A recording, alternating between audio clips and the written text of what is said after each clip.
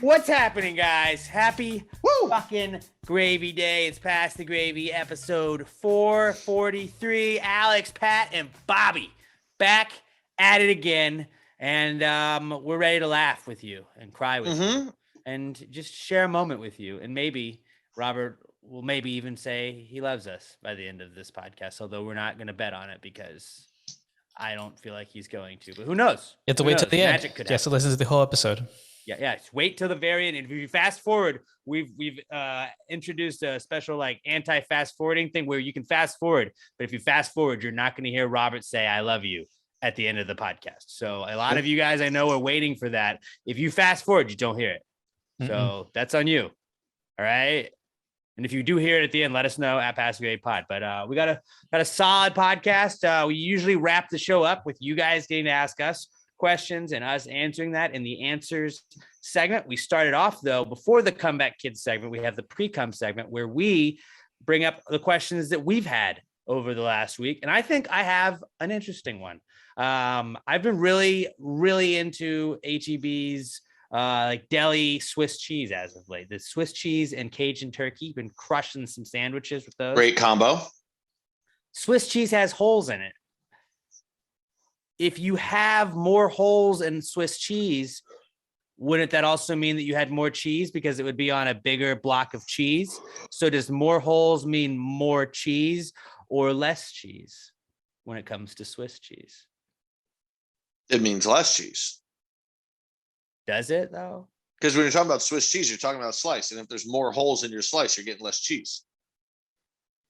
But if you have more holes overall, then you probably have a bigger block of cheese that you're cutting from. So you would have more cheese. Why? Which would lead to more holes. No, more Swiss. It's not more cheese because there's more holes. The ratio of cheese is staying the same. You're just getting more holes. So they're putting it on a bigger block of cheese.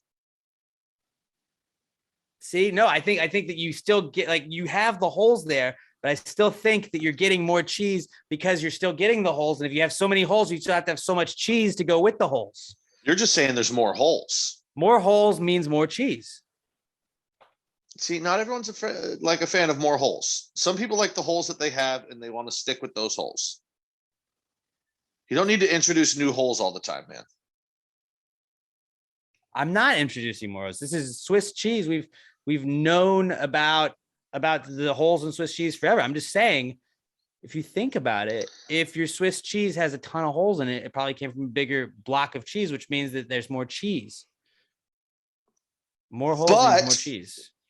If there's more hole, I'm not buying a whole block of cheese. I'm buying a package of Swiss cheese. And if there's more holes in that package, there's less cheese for me. And I'm all about thinking about me and not other people. It's one of my best skills. You have a giant block of Swiss cheese, and that's how you have so many holes in the Swiss cheese. But that's too much cheese. I couldn't use all that cheese. Or could you? I bet you could find a way. No, like I love Swiss. I love cheddar. You eat enough of one kind of cheese, and that's what you're going to be doing. You're going to be eating only that cheese when you have a whole block of it that you have to get through. You're going to get sick of it, and you're not going to finish it in time. It's going to get moldy. And just because it's moldy, it does not become blue cheese. Don't even fucking ask. I wasn't going to ask that. I just think that I could see it in your eyes. I think more holes in Swiss cheese means that there's more cheese that it came from. That's the only logical explanation. It's like rings on a tree. It might, but it means less cheese for me. It's rings on a tree. I don't know how that compares, but I'm just going to go with that. Don't worry about it. Sounds like I'm smart. I was going to let you get away with it. Just think about it. It's like one of those whoa moments. Anything to share, Robert? Any thoughts on the holes? It means less cheese. Thank you. Yeah. But I was just trying to look up, see, is there a way for me to eat the holes of the cheese? Just the holes. Like, is there cheese holes? Yeah, like they have donut holes. Yeah, I could not find anything. That's $1 million. That's where they get cheese sticks. Oh. At a 1 block, that's how the holes, yeah. What falls out is the cheese stick. Honestly, it makes too much sense. That's a great conspiracy theory right there. Well, except for the fact that, I mean, that's mozzarella that you're using in cheese sticks and not Swiss. There's no holes in those cheese sticks, so it's not Swiss cheese.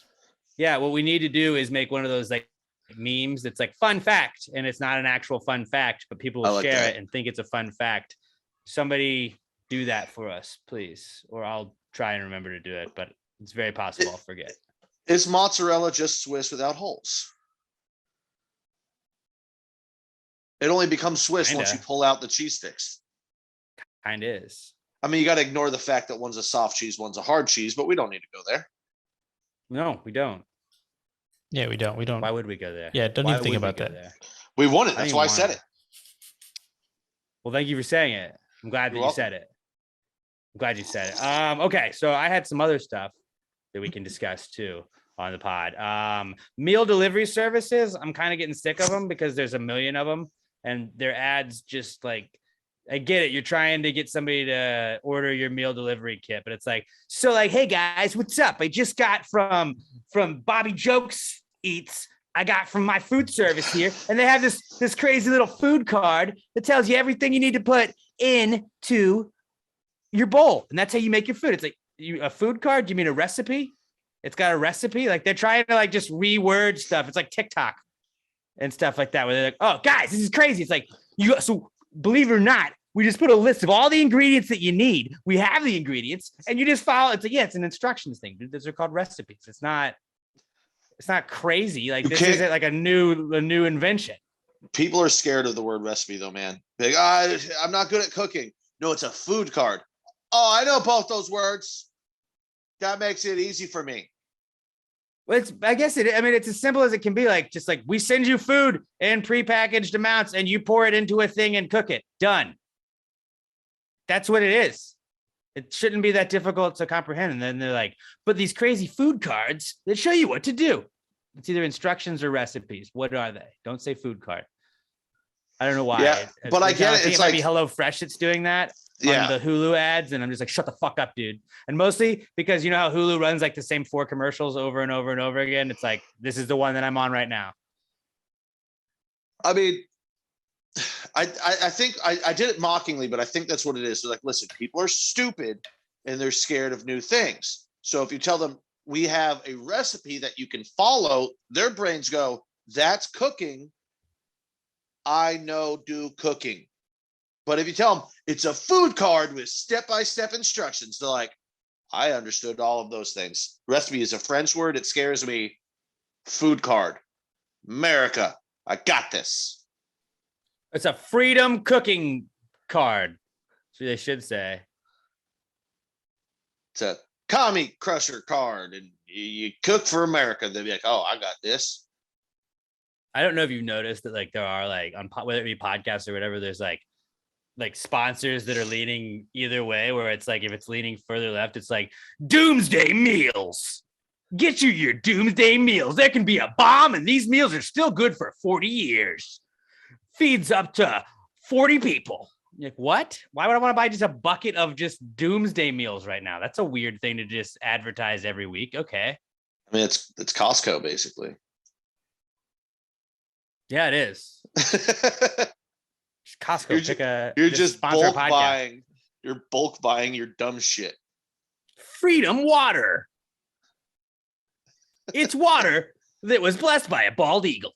It's like kosher, but with eagles. Strictly from the United States of America.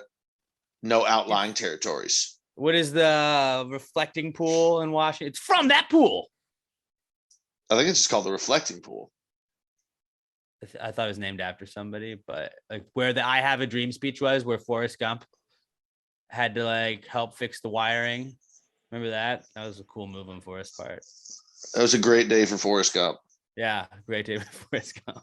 That's what we just had a holiday for him, right? Not Forrest Gump. It was Martin Luther King. Shit. I misunderstood that at all. Completely. Mm-hmm, mm-hmm. I didn't give any speeches. Okay. Do you want to hear an idea or one more of my weird questions? Let's keep the questions rolling, then we'll move into the ideas. All right. When you're walking down the aisle of a plane that you're on. Like say you were in the back, you had to go up to the restroom. So you're walking towards the cockpit. You're going faster than the plane, right? Because Definitely. the plane is already going however fast the plane is, and then you are going faster than the plane on the plane because you're already going the speed of the plane plus whatever your walking speed is. You're going faster than a plane. I'm already going faster than a plane. Me sitting here right now, I'm going faster than a plane. That's moving, I mean. Oh, because I'm on the planet and it's rolling through space. Shut up, nerd. Yeah. It's just spinning. It's rotating. Oh, because I'm on the plane, then I'm walking and it's going. Yeah, same thing. Well, okay. Then let's put it this way, Robert. We're spinning on the planet. The Earth or the plane is also spinning, but also adding the speed of the plane to it, so it's going faster spinning. And so we are moving faster than planets when we walk on a plane. No, because you're above the Earth. You're no longer on it. You're above it. You're not going the speed of the Earth. Oh, we're going the speed of the Earth. But we're in the atmosphere and it's pulling us along with it. It all counts. Round up. Otherwise, Robert, by your theory, if you jumped up straight in the air, the world would move without you. And you would land at a completely different spot. What now, science boy? So if you move while walking on the plane, then you're no longer on the plane because the plane has left you. Because you got to lift your feet off the ground. You're out of the plane. In the cabin of the plane.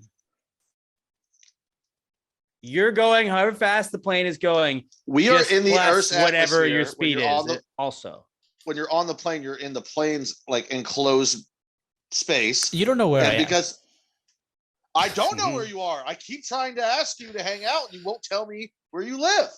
That's true. Oh, Alex almost came over once, but he didn't want to. I have his address. I'll hook you up.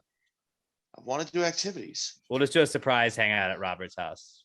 We show up. We're like, we got a movie. It's movie night. He's like, but me and Sam, we're gonna go somewhere. Like, doesn't matter. We're hanging out. Nope. I need you to teach me about these cactuses. Wait. Yeah, Sam. Just Sam. Tell us about the plants. And she'll be like, gotcha. We're having a plant night. All we gotta do to bribe Sam is bring plants. We just bring a couple of large plants. Bring a wagon of plants, and she'll love it. Every time she like leaves the room, comes back. Hi, Sam. Do you think that Sam is like do you ever see her just like looking at like you're taking a walk and you see her looking at a plant that's like in a flower bed and you're like, no, don't come back and dig this up? Yes, we go on walks and she'll look inside people's homes because they have plants. I'm like, oh, I wonder what plant that is. That's weird. That's what she does. Creepy. They have their windows open. I mean, it could be worse stuff. It could be way worse. Like, it's not creepy if it's just plants. Does she try and like dig up plants like, I don't know, in the park and be like, I brought home a stray? I found it. Guess who I found on my ride home from work today? She'll bring rocks. We got to go to Home Depot and see if it's chipped. She'll get rocks from people's yards. She'll do that. This is the perfect rock. You see if she has one here. She's like really into the plants, but like it's cool. Like I saw she had ordered a couple the other day, and like I think it was like on Amazon. Did she order plants on Amazon the other day? She got a shipment in, and I saw she was like, I just can't stop looking at these. She got Etsy. See this rock here. I don't know if focus or not. Oh yeah, that's a good rock. That's a good exactly. Rock, She's like, this is a good rock. I had to get it.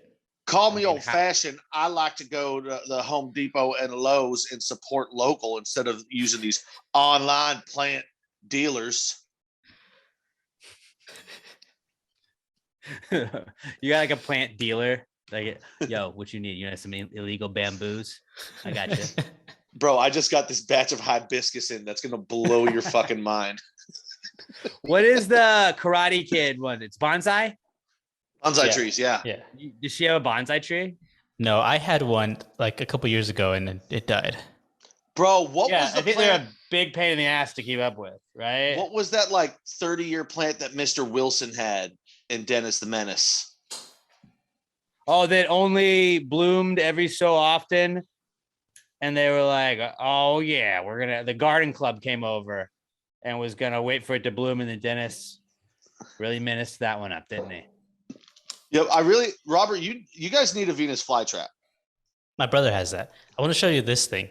This is like I don't know, about the size of my head. This thing is a rare plant because it has the white on it.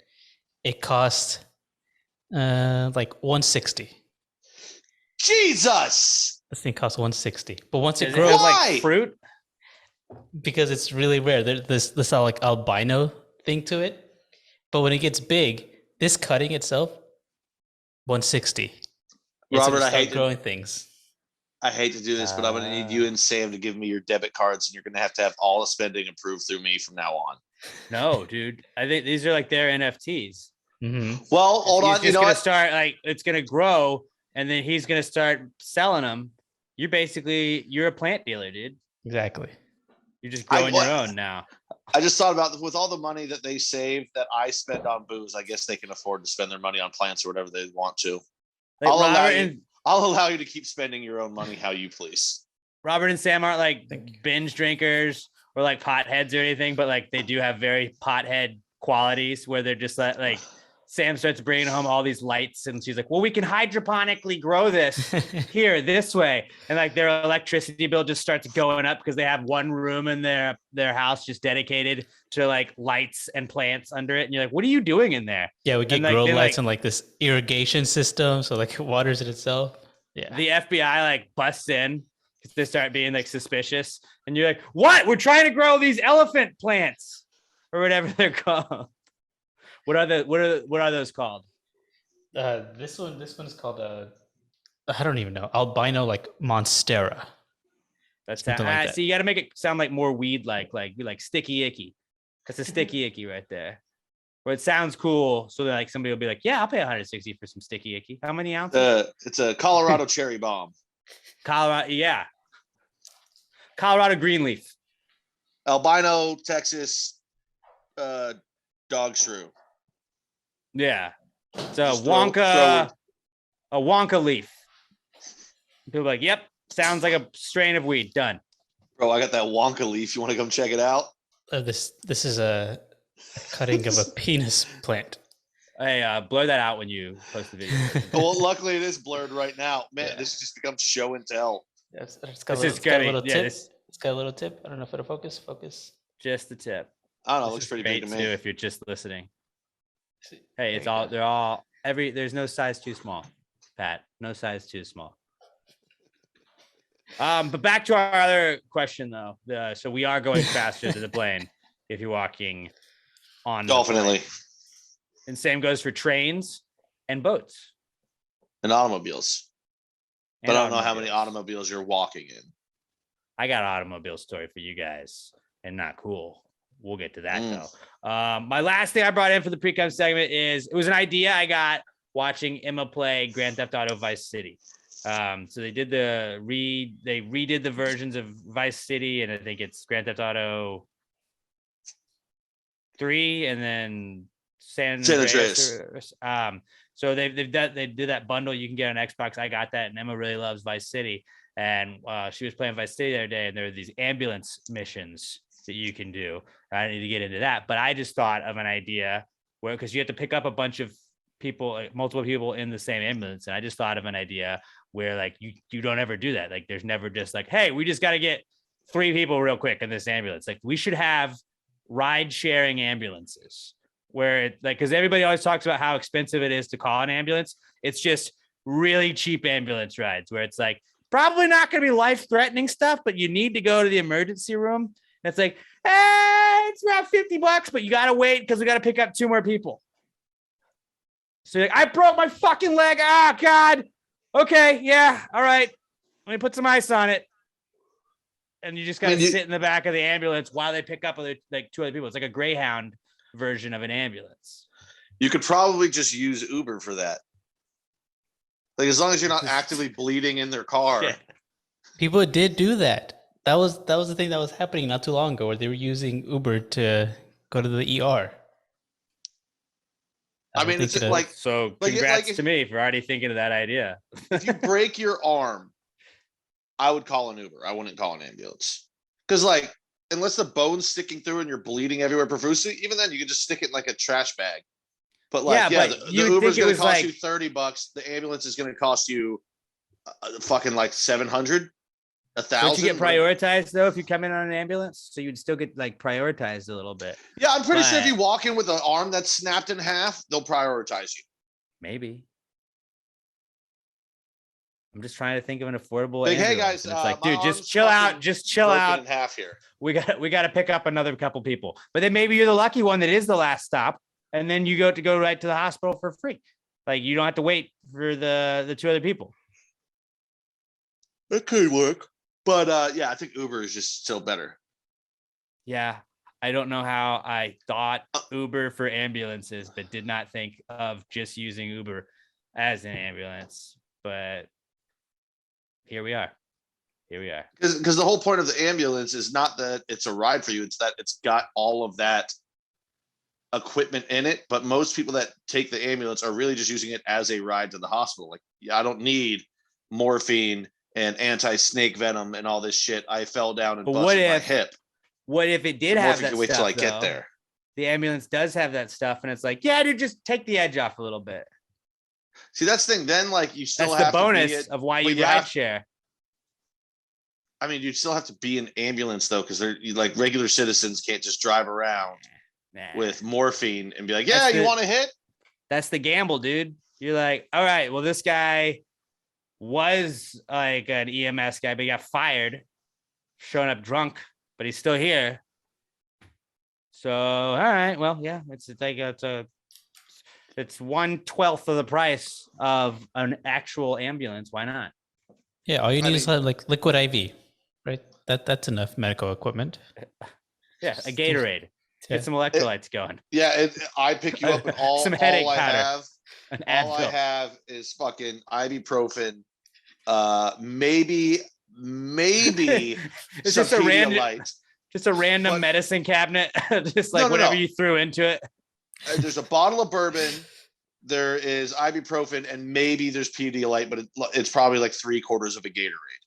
I got Tylenol, some Dayquil, Pepto-Bismol. This is a Mucinex, some Pepto-Bismol, and we got 2 Pedialytes. What hurts? Elbow and a can of Manwich, in case you're hungry. Oh, I'm really stuffed up. Some gently used needles. My allergies suck. Whiskey. Yours is just a bar. My vertigo's going crazy.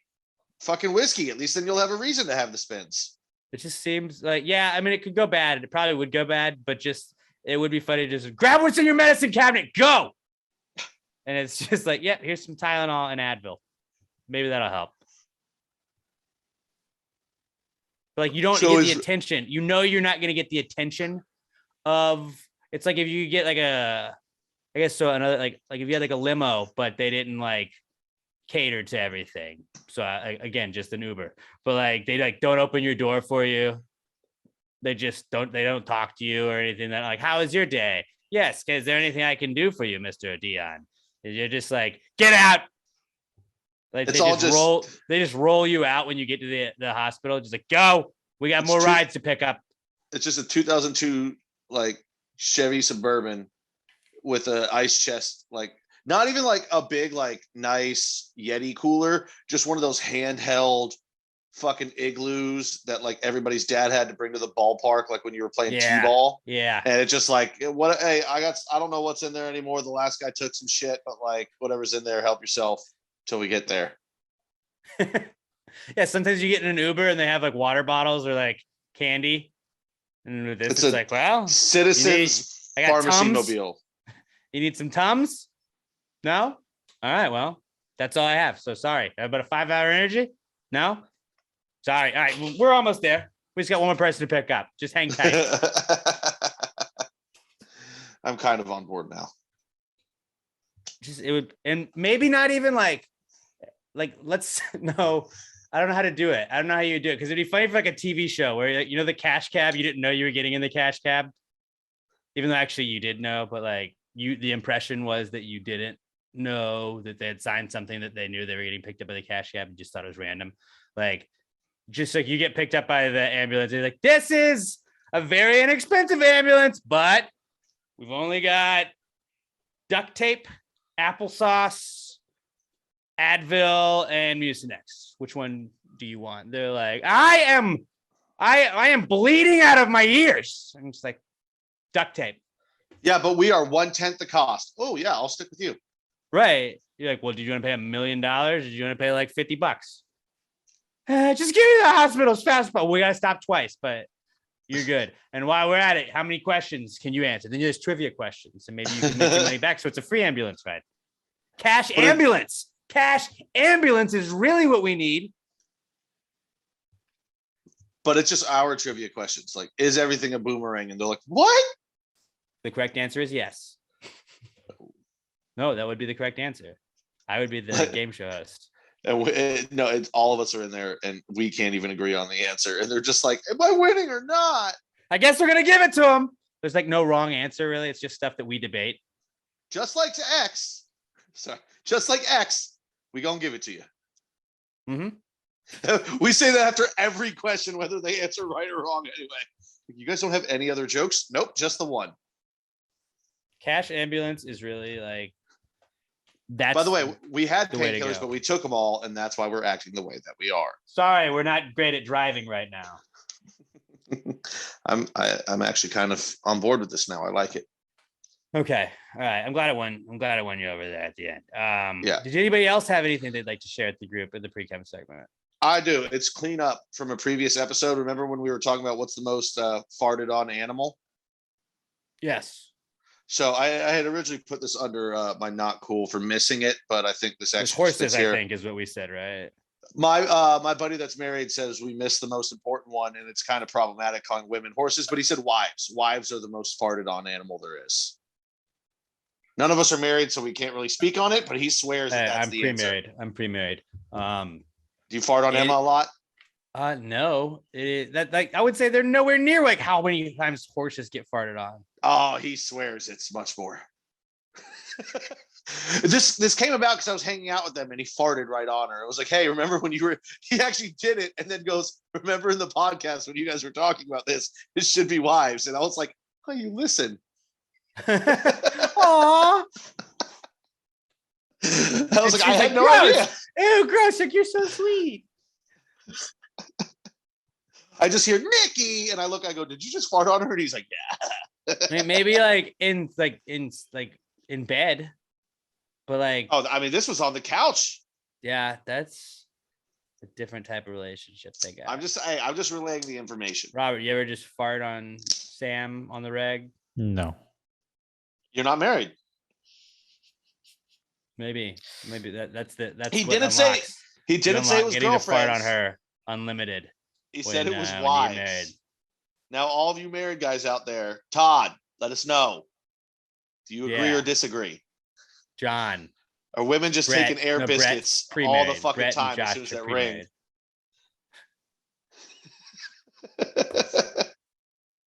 I still think that horses get fired on way more than wives. So I've heard the saying that once they get the ring, the blowjobs stop. Maybe that it's just it's a different type of blowjob now. It's like, now I fart on you. That's the new blowjob of this relationship. It was either the ring or my brother, one of the kids he played baseball with, his dad used to say, I don't know what it is. There's something in that cake at the wedding. But once they eat it, the blowjobs stop, boys. And I was like, you don't sound happily married, sir. He's like, I'm not. But she's not getting that much shit. Oh, the old trope of just unhappy husbands will never not be funny to me. Yeah, like Al Bundy type husbands. Yeah. Whereas they didn't bring that show back. When I get up, they don't need to bring that back. I think that would get canceled very fast. Just another 2 seasons of Married with Children. They're all old as fuck. Just like even like How I Met Your Mother, which Em and I are rewatching. It's like, dude, they would get so canceled on all of this stuff.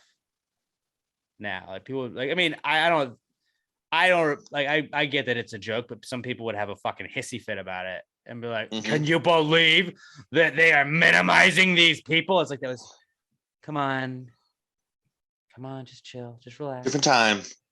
All right. Neil Patrick Harris, he's harmless. He's cool. He's fun. He's a fun, likable guy. Just smart. He hosts the Tonys. Neil Patrick Harris and Jason Segel are 2 of the most likable guys in the universe, right? Without a doubt. Yeah. was like Paul Rudd, Chris Pratt, and them. Like Chris Pratt has kind of gotten into like some weird waters, but I still think Chris Pratt's pretty safe. Everyone loves him. The Rock. Yep. Keanu Reeves. Ben Shapiro. No, not him. Not him. So the rest of those people, I would say, are pretty universal. Very likable. Yeah. Robert, did you have anything you wanted to share with the class for the Precome segment? No, I did, but I can't remember I didn't write it down. Well, you did share us a lot of plants. I did do that. A bunch of plants. Yeah. So that's what I brought to the table. Yeah, we learned a lot. There. All right. Well, let's move on to the Comeback Kid segment where we tell you guys what's back in the news, at least as far as we're concerned. We may shoehorn some stuff in there, but it doesn't matter. It's the Comeback Kid segment brought to you by our good friends at Southern Star Brewing Company, the best beer in the entire world. I haven't even cracked my first Southern Star. I'm cracking. You son of a bitch. I'd like to wait until we're talking about them. So I can. Oh, that's delicious. Oh yeah. No, that's pretty good. easy on the eyes too. If you were in our ride share ambulance, this might be something you'd find in the cooler if we were Definitely. The EMSs in charge. Just like, hey, just chill, just have some whiskey, but also have some Southern Star, have a bombshell blonde. We got some exciting news coming for you guys very, very, very soon about some Southern Star stuff. But best beer in the entire world, 3525 North Fraser Street up in Conroe. You go up there, you tell them you're part of the Gravy Gang. They're like, oh, come on in, and your family at that point. You're just family. They'll take care of you. It is the best brewery in town. A ginormous tap room. They got all kinds of awesome events. They got wrestling going on there, like on the reg. They have a giant outdoor stage. They always have live music there. You're gonna be able to get crawfish every Sunday there. Crawfish. D's cooking regularly up there. I am the captain of crawfish. D's cooking is a number 2 on my overall rankings, and D's Cooking is always up at Southern Star. So go check out D's Cooking on Sundays. They have crawfish every Sunday, but Southern Star, go follow them on Twitter and Instagram at Southern Star BC, at Southern Star Brewing Co. Let them know you heard about them on Pass the Gravy podcast. Let them know you're part of the Gravy Gang. Then on their Facebook page, they have a list of all their upcoming events too. So we need to go up there, Pat, and just hang out at the brewery for a day. Get back with the boys. It's been a minute. It's been since the spectacular, but we need to just go where it's not a Pass the Gravy event. We can just kind of hang out and throw a few back. But Southern Star Brewing Company, the best beer in the entire world. If you're drinking a Southern Star, tag them on Instagram or Twitter at Southern Star BC at Southern Star Brewing Co. Let them know that you're supporting the people supporting the podcast. Southern Star Brewing Company, the best beer in the entire world, the official sponsor of the Comeback Kids segment. It's the Comeback Kid. The Comeback Kid of the week. The Comeback Kid of the week. Bitch. All right, we're going to start off. I told you guys we had some news not too long, or pretty soon we're going to have some news about Southern Star. We do have some news about Southern Star because our first Comeback Kid this week is Darling Like a Marlin. Darling Like a Marlin, guys. It's back. We present to you Darling Like a Marlin 2 Electric Boogaloo. It'll be a mango sour that's coming out to Southern Star in April. We don't have an exact date just yet, but circle the whole month of April, circle those Saturdays in April, and we're gonna figure out a date, which means we also have we have some new merch we're gonna work with Southern Star to put out. But Darling Like a Marlin 2 Electric Boogaloo. You loved Darling Like a Marlin so much they sold out of it, so now they're gonna make a whole nother one instead of just going with the blackberry sour like they did last time. They're going to change it up. It's still going to be a sour, but it's going to be a mango sour. Who doesn't love mangoes? I don't understand how you can't like mangoes. I love mangoes. And had a mango sauce last night. Mangoes are the best, dude. And we get a beer that's going to have mango sour in it. And it's going to be like, I don't know, a lot of people that have had beers after them or their stuff, their podcast, whatever it is. We're about to have 2. So shout out to us.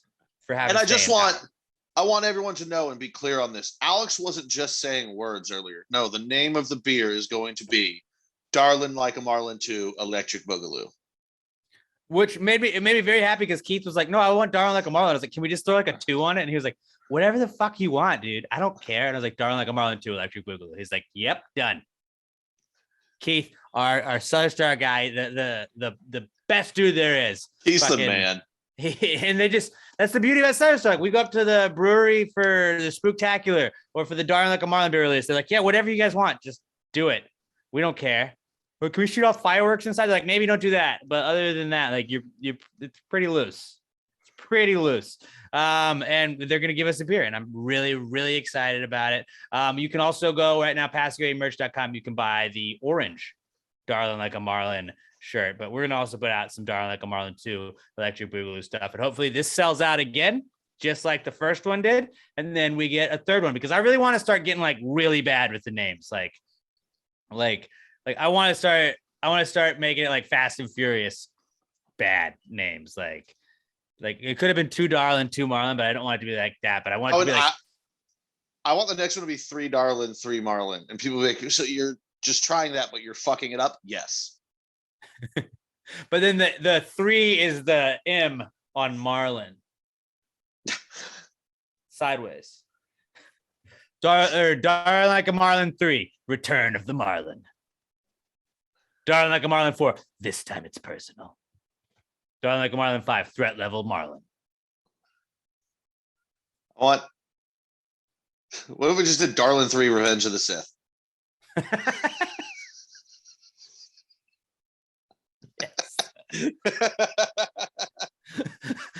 Darling Like a Marlin 3, The Clone Wars. Darlin 3, third time's a charm. I bet you thought we had a more creative name for this. Maybe this time. See, I told Alex, I want to actually give them a name that if one of these they put into production, they didn't have to come to us and be like, yeah, guys, we're going to change it because we're obviously not putting that on the fucking cans. I don't think they would change it. I think that they appreciate. I think they would. I don't think so. I think they like that name sticks out. Darling Like a Marlin. And then you taste it, and you're like, that is Darling Like a Marlin. I have Pat saying it. Was this a fish beer? Well, we use Marlins to make it? Ground up Marlins? It's a Marlin sour, actually. It's like mahi, but sour. That doesn't sound good at all. It's not what it is. I promise. I promise it's not that. But love Southern Star. This is just one more reason that they are the best brewery on the planet. Yes. So have your Saturdays in April open because we are gonna get Darling Like a Marlin at Southern Star. We're gonna have let's just play on a live podcast again. Like that's kind of like we can't not when they give us kind of our thing. Yeah, they give us a beer. We can't not. Keith was already throwing around some musical acts that we may be getting there. Some pretty good names he was throwing around. Nothing set in stone yet, but I'm excited. No, don't say anything, dude. Maybe. Okay, I'm not saying it is Blink-182, but we haven't confirmed that it won't be Blink-182. I'll just tell you all that. Okay. Also, haven't confirmed that it won't be the Paul McCartney. I mean, I'd like someone good, but okay. Or Lil Nas X. I probably just triggered some people right there. Ask everybody hit up Lil Nas X and ask him what his availability is. And what's your April look like, bro? Yeah. We were joking about because Keith gave me some dates and I was throwing it to the guys before we started recording. And I was just like, I hate doing this, but like, what do y'all have in April? And I was like, Pat's like, I don't know, dude. I'm an adult child. And I was like, I'm that exact same way. Like, you're like, hey, dude, what do you got going on in like November? I'm like, I don't fucking know. Like, that is way too far ahead, man. And as a person that's trying to plan a wedding, like that blows my mind that it's just going to like, I'm just going to be like, yeah, okay, this is a date. And then it's going to happen. It's like, we're getting married in a month. Fuck. Okay. Let's get ready to do all this stuff. I promise it won't happen that way. But like, I don't this will be the see first any like, tour real life dates. event I've had to plan. I don't see any tour dates for Lil Nas X in April. I also don't see any tour dates at all right now. So he seems to be free. Wide open. Hopefully there's not any awards shows that weekend. Or any of those weekends. Because if there's award shows, we'll schedule around it. Because we gotta have him free, because I know he's gonna clean up winning some awards this year. But Darling Like a Marlin 2, Electric Boogaloo, guys. So excited to have another beer from our good friends at Southern Star Brewing Company. Get ready. Start eating all the mangoes you can just to get in the mood for some Darling Like a Marlin. But in April, we're going to have another beer. Next comeback kid, crawfish. Got crawfish because Daddy hit 2 full years of the streak. The streak is at 104 straight weeks. And they thought it couldn't be done. But now look at me.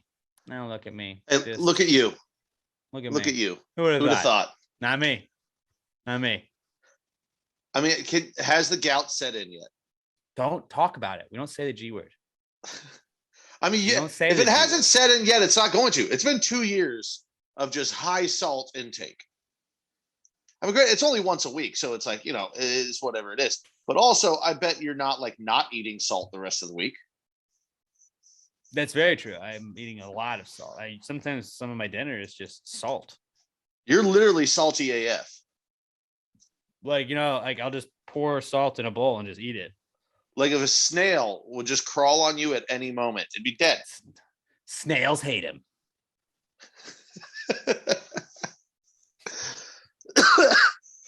Oh, that one got me. I was not ready for that. Yeah, I did. But crawfish, comeback kid, 2 straight years. Being emo, that's back. I don't know if you saw it, guys, but I'm pretty sure you did because that was all that my timelines were yesterday.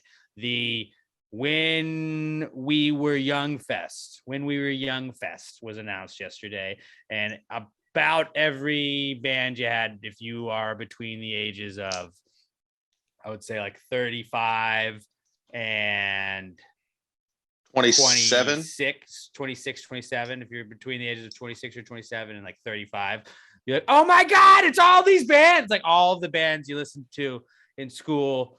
If you weren't one of the cool kids that didn't listen to the cool music, but Avril Lavigne, Bright Eyes, Jimmy Eat World, Dashboard Confessional, AFI, The Used, Taking Back Sunday, all those. I saw Sum 41 wasn't on it, and I thought that was a miss. Yeah, there's a lot on here I know, but there's a lot on here I've literally never heard of. I've never heard of Ice Nine Kills, Chemical Romance, Paramore, Alkaline Trio, Manchester Orchestra, Pierce the Veil, all those. Knocked Loose. Who the fuck is that? You've seen them. You guys have seen the. I'm sure. You've seen the list. I'm sure. So. Oh yeah, my buddy was on Shit Talk 303 being on there. I was like, I will not stand for that slander. Fuck off! I don't trust a hoe. I'll tell you that much. Never trust a hoe. That's what they taught me. Yeah. Your brother's being a real hoe. So tell him.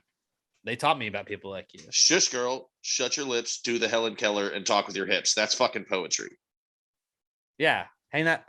Print those words out and hang them in the Louvre. I wonder if I could buy a 303 poster with those words on it. Just hang it right Etsy. Back there. Go to Etsy. Oh, get one of those stitched ones. That would be fucking hilarious. Or just a neon. That'd be ridiculous. A friend used to have one in his bathroom, and it was, "We don't need no water, let the motherfucker burn." But it was in the country cross stitching thing. It was really funny. Oh my God. No, okay, yeah, right away on Etsy. It's a bunch of things where it's you could just put any song lyrics you want in there, but it's in the shape of a heart. That would be fucking hilarious to have 303 lyrics in the shape of a goddamn heart. Because you love that song. Yeah. Makes sense. Makes too much sense. So being emo is very much back. And I don't know, I was not emo. I definitely listened to emo music. But I feel everybody's like, oh, you already. I mean, a lot of that stuff was Atreyu. We could just name names that I'm looking at on this. Was Atreyu emo or not emo? They were emo, but it's the same group where it's under that umbrella. We were talking about that a little bit on the Rod Ryan show this morning, where it was is 30 Seconds to Mars emo? I was no, but they're under the umbrella of emo. You can consider them with that group. All American Rejects would not consider them emo. They're not My Chemical Romance, but they were in that time. So yes, I play that game. The Ataris maybe is what I would put them. Alternative punk, emo rock ish. I don't know. There's a lot of names on here where I've heard of the band and never heard a fucking song. I know I've heard of Hawthorne Heights.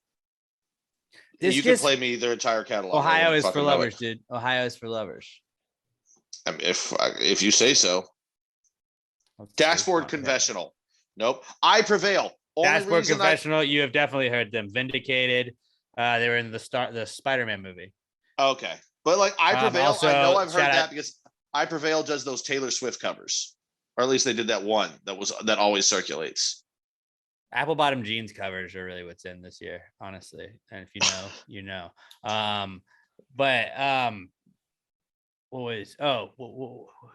band did you say? Dashboard Confessional. Shout out to Dashboard Confessional. You guys know that we love ourselves some Dinah Powers, and they're coming in town with Jimmy Eat World, and they are donating a portion of the funds that they make from that show to MD Anderson Cancer Center in honor of Dinah. So Dinah and Chris Carrabba, the singer from Dashboard Confession, connected when she was sick and like became friends, and so he's doing that to honor her. So you've definitely heard of Dashboard Confession, I promise you. No, I know. I've heard of them. I'm but sure you've heard their music for sure. Yeah, like I listen to 94.5. I'm sure I've heard some of these songs somewhere along the line over the years. But you could like play me a song and like give me like 4 bands, and I'd be like, well, it's a guess which one of these this is from. I have no fucking clue.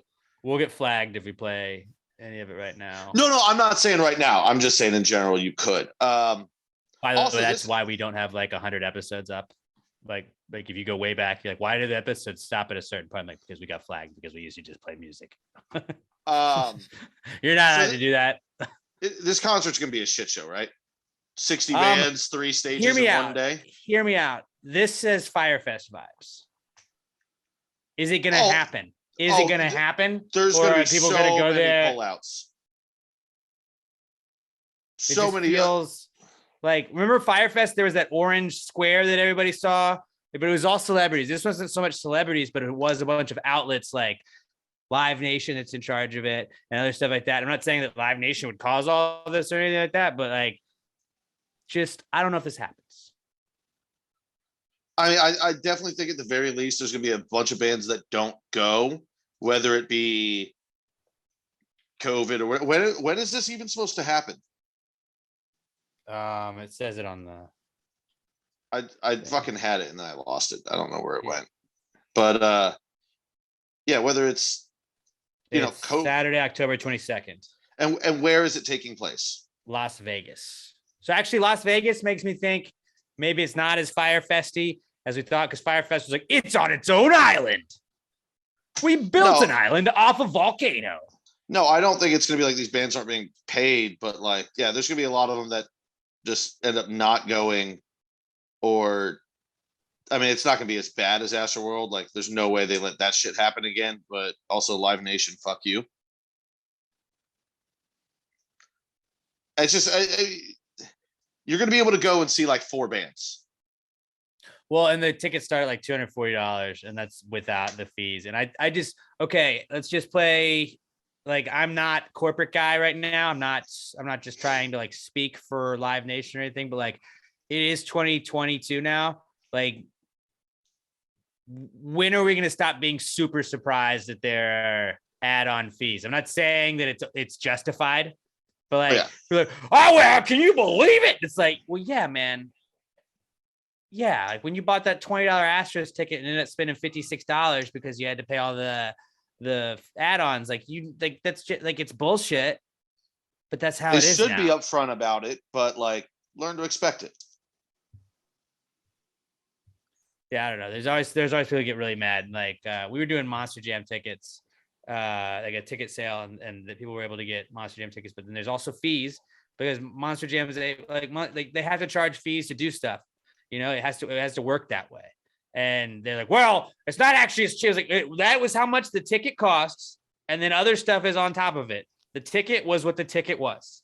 I don't like that they call it a convenience fee, though. I hate it. It's not a convenience fee. It's what is a convenience fee? More. What is convenient about the fee? I'm glad we're on the same page. It used to be a convenience fee, I believe, because you could just print out the ticket. And they're like, well, that way you don't have to get mailed the ticket. It's like, that's a convenience fee to you, though. Now you don't have to physically mail out a ticket. Like, I have to pay for the ink. I have to do all of this stuff. Just put like, I don't like the name of the fee. You should expect at this point, but also, why don't you just give us a middle finger emoji and just add on plus fuck you $40, and like I'll be all right. It's the fuck you $40. Okay, I still want to go see this. Like before I click on buy now and see all the fees, it should say ticket price $45, total price $87. Like, give me the fee total before I even go into it. Because they want as many people that have already clicked on it before, like, once you clicked on it, like you're like me or you, where we're like, I'm already in on it. Yeah, I've already clicked the button. Yeah, I can't go back I already went to the link, and it's like you could just X out. Nah, I mean I'm already halfway through. I typed in my name. I'll do shit where like I add it in there and then I just swipe out of it completely once I see another fee. I'm like, fuck this, and I'm like, I hope that fucks up their system where it's in my cart, so like they put it on hold, but then I was scrolling through and I swiped out of it, and I'll never go back to that website again. I hope it fucks you over for being a dick with that. I'm back off of it. Fuck you and your added fees. Just put the price on it right away. I'm off of it. I don't care that it's 20. You're right. It's 2022. Shouldn't have to fucking deal with that anymore. Give me the total price, you dicks. Walked it right back. Just walked that right back. Yep. Yeah. So being emo, that's back. Also back this week. Curses. You guys thought maybe the Dallas curse. Maybe Alex forgot about cursing Dallas forever. Oh, I didn't forget. I got my little skulls, my little voodoo skulls right behind me. Oh, hey, Alex, the Kyler curse. He looked like he played pretty well this season. Yeah, I didn't say he wouldn't play well. I just said his little fucking fraud ass wasn't ever going to win a Super Bowl, or that he wouldn't be the best. He's not the best. And you know what? He looked like shit. And that pick six he threw on Sunday night, or whatever night it was Saturday night. Was it? I don't fucking know. When he threw that pick six, no, it was Monday. When he threw it against the Rams, where he was about to get sacked in the end zone, and it was just like, I'm just gonna toss it up, and then it was intercepted at like the 5 and just walked in. Fuck Kyler. I was like, the curse is alive and real. You guys thought that maybe I forgot about this stuff. Oh no, I didn't. I just didn't want to be cocky. I just didn't. He brought it on himself. Oh, but hey, what about the Cowboys? The refs. It was the refs' fault. The ref was in our way. It's like, yeah, it definitely wasn't, because you ran the ball like 15 seconds worth, like when you had like 17 seconds and then couldn't spike it in 2 seconds. Like, it didn't make sense. When the ref ran into Dak, Amari Cooper was not set. Yeah. Also, paying $40 million to a quarterback who's not good, that's not exactly a great trade. Oh, he broke records this year. Yeah, he also played like shit a lot of the time too. Made me so he also has one of the most talented teams in the history of the Cowboys organization. Top to bottom offense and defense. Mike McCarthy. Yeah, that fat fuck. Like I can say that I'm fat. No, but like Mike McCarthy. He's a bad coach. Aaron Rodgers covered up so much. He won because of his coordinators. And Aaron Rodgers. Because of his coordinators and Aaron Rodgers, but still, like Mike McCarthy just doesn't know what's going on. Like, I get angry when I think about, like, I laugh that he's on the Cowboys and how bad he is. And then I get angry thinking how much of Aaron Rodgers' career was wasted with him as the head coach and Ted Thompson as the fucking GM. When their entire system was, fuck it, we don't need to do anything to help Aaron. He's really good. We don't need to go into free agency to get anyone ever. Like, oh, we got one because we picked up Charles Woodson. That means we don't have to get another free agent for 12 years. Yeah. Like, fucking A. Pretty well stuff, but the curse is back. Cowboys did not look great. That was hilarious. Me pretending to know about GM candidates and stuff, like while the Giants are looking for a GM head coach, I'm like, just give me the assistant GM that we're talking to from the 49ers. I think I don't even know his name right now. I think it's Adams, something like that. But whatever his name is, fucking bring that guy in, the assistant GM for the 49ers. And then, did you see their offensive coordinator? Mike McDaniels? Like, that guy looks just like he looks like a Wall Street bro that was just a football coach. And he's Kyle Shanahan's like right-hand man. Deebo Samuel, their wide receiver, is their best rusher. Like, we have Kadarius Toney in the Giants. He could do a lot of things, but also just like he's got the black thick glasses. He just looks like a funny dude in press conferences. I want that guy to be the Giants head coach. Got to get younger. Got to get younger now. Everybody's just copying the McVay thing. I don't fucking care. Just do that. Just do that. It looks like it's working. All right. If we could be as good as the Rams are every year, I'm fine with that. I know it's going to take some time to get there, but like if we could be as good as the 49ers have been, let's get there. I mean, if you want to be as good as the Rams, that means you also have to trade away every first round pick you ever get again. If we can fucking make the playoffs on the reg and win the division on the reg, I don't give a shit what we do in the draft. Like you won't have a draft to do with, so that's okay. How awesome is it to not worry about the draft? Because like, we don't have picks and we've got a team already. We already have a team. The draft is like porn to me, though, man. But the draft is also like for porn, a guy that's a fan of porn. For a fan of the Giants like me, it's like maybe these are the guys that are going to dig us out. It gives me hope. And then if it doesn't work, then I'm just mad. And then I hate the draft because we fucked ourselves over on the draft over and over and over again. So I don't look forward to it. And it's like, I just like the Rams, like we don't have to worry about picking, like making hits or misses on picks. Like we'll have 4 picks a draft at the very end and we'll just trade them away later. It's fine.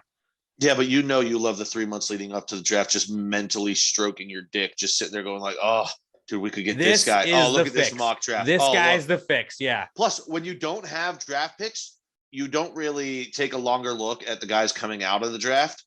And it's nice to like have a base knowledge of like, oh yeah, that guy was drafted in the 3rd round. I'm so smart. I know football. Yeah, that is a cool flex. Like it's the dumbest flex ever because it's only a flex between you and other football guys. And that guy got taken before him. That guy, like when you know like, that. You're like, yeah, dude, that guy was taken in the 3rd round. And then your buddy's like, yeah, out of San Diego State. And you're both like, yeah, football. We're awesome. But you really don't know shit. They traded up to get Lamar. Like, yeah, like stuff like that. You get like that gives you credibility a little bit, even though it's like fake credibility. But yeah, I don't know. But the curse is really where that all started at as the Cowboys curse still going on forever. The only curse that I've ever lifted was the Astros curse because I'm a nice guy. But when you guys were mean and when I was bullied, I cursed the Astros and they did not win. They did not win the World Series, or they didn't make it out of the ALCS because I cursed them. That's very rude of you. Well, it was very rude of people to bully me online. So maybe think about that next time. Or I will curse the things you love. Yeah, well, you do like to antagonize people. Pat, I'll curse the Packers. I swear to God, if you curse the Packers, I will drive to your house right now. I'll break down your door and I will not only rip your nipples off, I will pinch right between your butt cheeks from the outside of your pants. Don't so threaten that it me. grabs the butt hair. Don't threaten me. And then I'll pull out the hair. I'll do it. I'll curse him. Don't make me pull your butt hair. You guys know I have the power. I have the power to curse. Don't make me pull your butt hair. It hurts a lot. Some say it's a gift. I feel like it's a liability sometimes, but you know what? This is the burden that I was given. Sorry. You weren't given a lot of things in life, but the ability to curse people and teams. It's a pretty cool ability. Yeah, I remember when it really happened at first. I was like, I think I'm magic. Like it worked. I doubted you at first, and then it kept happening. I was like, all right. I was like, holy shit. And then all right. And then the Astros, like when I cursed them right before the ALCS, I think they went down 0-3, and I think they did battle back and lost in Game 7. But it was like, fuck, did you really just? People were like, okay, stop, lift the curse. I was like, I'm not gonna do it. I'm not gonna do it now, guys. You have to learn. I'll lift it after this. You're a piece of shit. Curses, they're back. And then finally, our last comeback kid this week is Nickelodeon, because speaking of football, Nickelodeon had their NFL wildcard game. And I started watching that because I wanted to see all the slime in the beginning. And then the Cowboys went down. So superstitiously, I just didn't change it from the Nickelodeon broadcast. So I watched the whole Nickelodeon broadcast. Smart. But yeah, dude, just why don't they have more games like that? They should just give us a game a week, Nickelodeon game a week. Just get the kids into it, man. Got to get the younger generation into it. Slime cannons when they score, slime. And it's fake slime because it's just superimposed on the screen. I don't give a shit. There was the Nickelodeon blimp just was dropping slime all over the field. It was wild, dude. It was wild. When they were running fast, they'd put fire behind them. Like them explaining the rules every 14 seconds kind of got old real quick. But like also I realized that I was not their demographic. It was the people that may not have known football. So good for them. Nate Burleson he'd be like, now they're in the hurry up. Well, that's kind of like when you're cramming for a quiz. It's like, that's not really like when you're cramming for a quiz, but I guess you had to compare it to something. Like, imagine if you're the age that is shot at, but you actually are just like a football guy. You're just young and you're That was watching me, that because I would have been like, broadcast. fucking everybody should know how much a fucking field goal is. Yeah, like how annoyed would you be? Like, shut up, young Sheldon. Young Sheldon was funny though, explaining all the penalties. Well, that is an infraction that occurs when a lineman of the defensive team goes across the line of scrimmage at the quarterback before the ball is snapped. And you're like, okay, thanks, young Sheldon. I can't turn it on. I haven't ever, or what? It's been 2 years. I'm just gonna scream at Nickelodeon. Like, I don't want to do that. It was great, dude. I liked it. And then there's this kid. I don't know how old he was. His name was YD, Young Dylan. He was on the sideline, and that kid was fucking. See, he seems cool. Yeah, he was fucking just electric. Actually, the one thing that really pissed me off. And I was like, fucking yeah, dude. That kid was probably like 10 years old. And I was like, that kid's hyping me up. I could probably watch all of it except for the slime monster randomly on the field in the middle of the game. I'd be like, stop it. Let the game speak for itself. Then the and it was like, I can't, like, I'm not shitting on these kids that were calling the game because it was like Ian Eagle's son was calling the game, and then Nate Burleson, and then there was a girl from Nickelodeon on there, and like anytime a flag was thrown, it was like, it's a little dirty laundry on the field, dirty laundry on the field, dirty laundry on the field, like every time. And it was like, okay, she looked up a couple buzzwords. She was entertained. She was having fun, and she just lost it every time the slime monster hopped up on the field. And it was just like a football guy that would just do like a flex, and then it would like look like slime went everywhere, and then it would go away. And she'd be like, "Oh, the slime monster!" And I was like, "Fucking oh shit, he's back!" Like, I got into it, dude. Give us that, and give us a Manning cast like once a week. That's all I ask. Combine on a game that I'd like to get to pick the games though, because like. Actually, a Manning cast during the Giants game this year was actually helpful because I got to focus on other stuff besides how much I hated my team at that point. But like the slime monster, just what? What are you doing, slime monster? You should get off the field. They're about to play. And then it just goes. It was wild. Dude. I probably would have changed it had it not been because the Cowboys were down. But I was just like, well, what if I change it and then they win? Like, I'm not going to do that. It's a good point. I was like. That. I was watching on my phone most of the day because I was running around, and then I was out to lunch, and all I could think, like after every play in the second half, was like, does either team want to win this? Like they're both trying to lose. No, the 49ers weren't trying to lose. Dallas has a good defense. If the 49ers weren't trying to lose, then I hope the fuck they play like that against the Packers next week, because holy shit, it looked like they were trying to lose. I don't know. The Cowboys had it there though. The Cowboys had opportunities and they could not capitalize on it. 14 penalties, it made you feel good. Made you feel good to watch them lose again. Yeah, it was very funny. That being said, there's things like that happen. Yeah. Early not cool for me is the Packers better win the Super Bowl, because I was shitting on my friends who are Cowboys fans in the group chat. And there's like 6 of them. So if the Packers don't win the Super Bowl, I might have to like change my phone number, because they're just gonna, like, as bad as I was giving it to them in the second half, I'm gonna have 6 people doing it to me. But see, at least you know that. Like, a lot of people would like dish it out, and then like, you're so mean to me. Like, dude, you were talking so much shit. That's why it's like, I'm a Giants fan. I just shut the fuck up. I'll troll the Cowboys. I don't really care. But then like when I posted the 10-year challenge thing that I stole from somebody online or whatever, but like it was Tony Romo with his head down, disappointed after a playoffs lost, and then it was Dak doing the same thing. I was like, you know, the more things change, the more they stay the same. People are like, I was trying to find the Giants postseason game today. Where was it? I was like, joke's on you. They're undefeated. So I've developed what I feel to be a pretty healthy way to end the season when the Packers don't win the Super Bowl. I give myself 24 hours to be sad, and then the night of the game, I just get obliterated fucking drunk, which some people would say is not healthy, but then I give myself 24 hours, and then I got to deal with my friends talking shit for like a week. But like, I just get it out of my system. It's done. Now, thankfully, I'm not going to have to do that this year.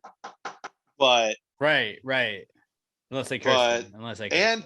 And it's on a Saturday, so I had to fucking switch work because they put them on Saturday this week. It was bullshit. But at least then I can get so drunk, and if I'm hungover, I'm off Sundays anyway.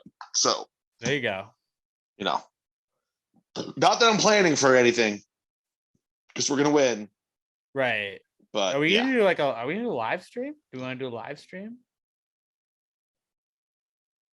I don't know if we can. In playoffs, I got to be in my element. I can't chance it. I got to be in my seat. I got to be in my jersey. If they make it to the Super Bowl, we got to do some sort of live stream. I think for the Super Bowl I can, because it's its own. Once you're there, you're there. But I can't. I got to be in. I get that. Yeah, I got to be in my spot for the Packers. My girlfriend in high school, when the Giants won in 2007, she was at one of their last games and they lost. And I was like, you can't come over for the playoff game. No, you can't come over for the playoff game. And she was really mad. And I was just like, no, don't do it. And then she came over for the first half of the Giants Packers, the conference championship game. And I made her leave at halftime. And then the Giants came back and won. And it's like, psh. I'm just telling you, it's science. It is science that this happens. I'm going to need, I think I know who it is. She couldn't watch the Super Bowl with me.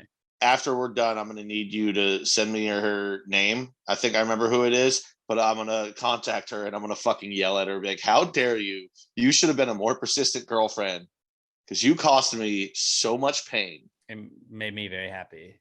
It made me very happy with my team. And if you look back at it, the girl's not with me. The team still is, even though they're sort of are. So I would say, did I pick right? I think so. I would let Emma watch the Giants with me because I love Emma, and Emma's here forever now. Can't say the same for the other one. You know what I'm saying? That fucking broad. You know what I'm saying? They make you pick between your team and her. You're like, is she gonna be around a long time? Because if not, team. I'll be miserable because of this team all the time. I don't need to be miserable because of her. Hey, your team will never make you pick, okay? If she makes you pick, kick her to the curb, Sonny. There you go. Words to live by. But Nickelodeon football broadcast, give us one game a week. If it was my team, I would not want to watch the Nickelodeon thing. But when it's not your team, it's fucking awesome. But if it's the only way that my team is on TV, well, they were also on CBS Nickelodeon all day.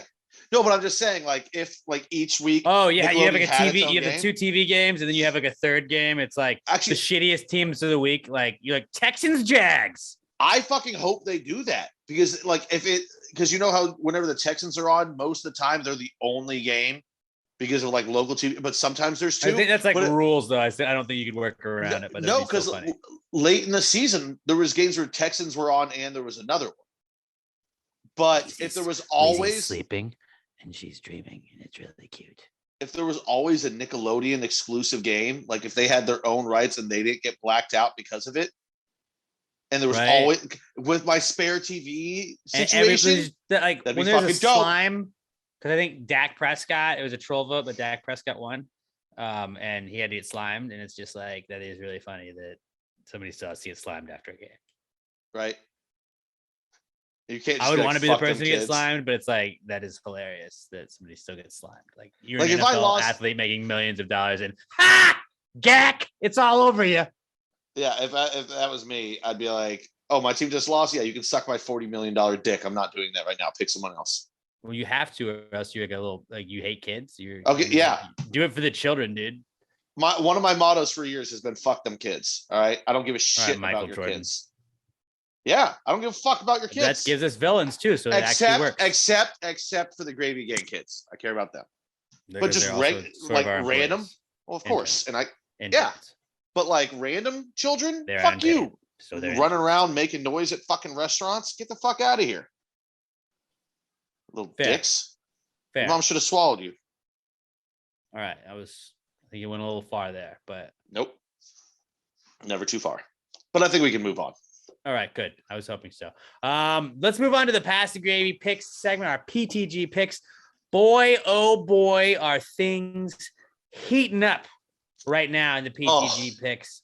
Last week, Pat went a perfect 3-0. I fell back to earth a little bit with a 1-2 week. I really, really, really did not expect the Steelers to get beat as bad as they did. They were close in the very beginning of that game, but then when they lost by 21 points, I was like, well, what did you expect? And it should have been more. It should have been more. It should have been more for sure. But yeah, it just didn't work out for me. But great week for you, Pat. Now on the season, Pat has taken the lead. We were trying to remember if this is the first time you've had the lead all season. I believe it is. We may have been tied, but I don't know about the lead. So slow and steady wins the race. He has a half game lead, which I was also saying shout out to both of us, because we always say about a 500 gambler, about if you're 50-50 on your picks, then that means you're a decent gambler. Pat and I are both above 500, and we are a half a game apart with 3 weeks left in the season, which is pretty nuts. Like the odds of that happening, because every other year, like, it's kind of been like somebody had like a gap. There was a gap, and it was kind of just like, all right, all I have to do is not lose the last, like not go 0-3 the last 4 weeks. And I think I can pull this off. Right. And now it's like, fuck, every pick means has something. That weight to it, and we still don't know what the penalty is. And this late in the year, a lot of time playoff games, there's only so many. You're going head to head, so like these they can swing quickly. Yeah. So on the season, Pat's 32-24-1. I am 32-25, just a half a game separating us. Because I went 1-2, I'll start off this week. I am going to take, and it's not me jinxing you or anything like that. I understand. I'm going to take the 49ers +6 against the Packers. I think the Packers win this outright, but looking back to, was it week 4, week 5 they played last? The Packers probably should have lost that game. Came back, won on a field goal. Deserved to win. I'm not trying to shit on your team. Good teams find a way. Right. They found a way, which shows that they're a good team, but it was a 3-point win. 49ers, I feel like they're clicking right now. It seems like they've got everything kind of going right. I'm not saying the Packers don't. I think the Packers win this, but this feels like maybe a 5-6 point game. So like worst case scenario with a 6-point difference, that's a push. I feel like it's going to be a close one. 49ers like to run the ball. The Packers aren't really great at stopping the run. That's probably, I'm not saying they're not great at it. That's just their biggest weakness. Wouldn't you say defensively is the run? I have said all of these things all this week. So you're not saying anything wrong or mean. So yeah, I think the 49ers +6. I think they'll cover. I don't think the 49ers win outright. Then I'm basically picking 2 of mine from the exact same game. I'm going to take Rams Bucks over 48.5. This feels like a trap. It feels like a trap because I feel like that should be easily over 50 because these teams score a lot. I can also see this being a defensive battle maybe, but there's just too much offense, right? There's too much offense on both teams for this to just be a defensive battle, unless it just comes down to the run game and it's like a 21-24 game, maybe. But like, I don't know. I could not bet the under in a game with the Rams and Bucks offenses in it. Like I could not do that and be happy with myself. Yeah, this one scares me. Lose this one and be like, okay, whatever. They didn't hit 49. Okay, I don't give a shit. I'm sorry. I was rooting for points. Yeah, I don't know. This one scares me a little bit just for the fact of Tom Brady playing ball control offense, keeping them off the field, and Matt Stafford maybe making a couple mistakes. But are those mistakes pick sixes? Because if it can go, I can see this also being a blowout in favor of the Bucks, or I think the Rams win a close one. Yeah, like a couple turnovers here and there after long drives and clock gets eaten up on something like that. It's just, I don't know. I could see this game being like 27 to like 14. Yeah, no, I could too, but it's like they have the ability, and I think they might get Leonard Fournette back, which helps the run game.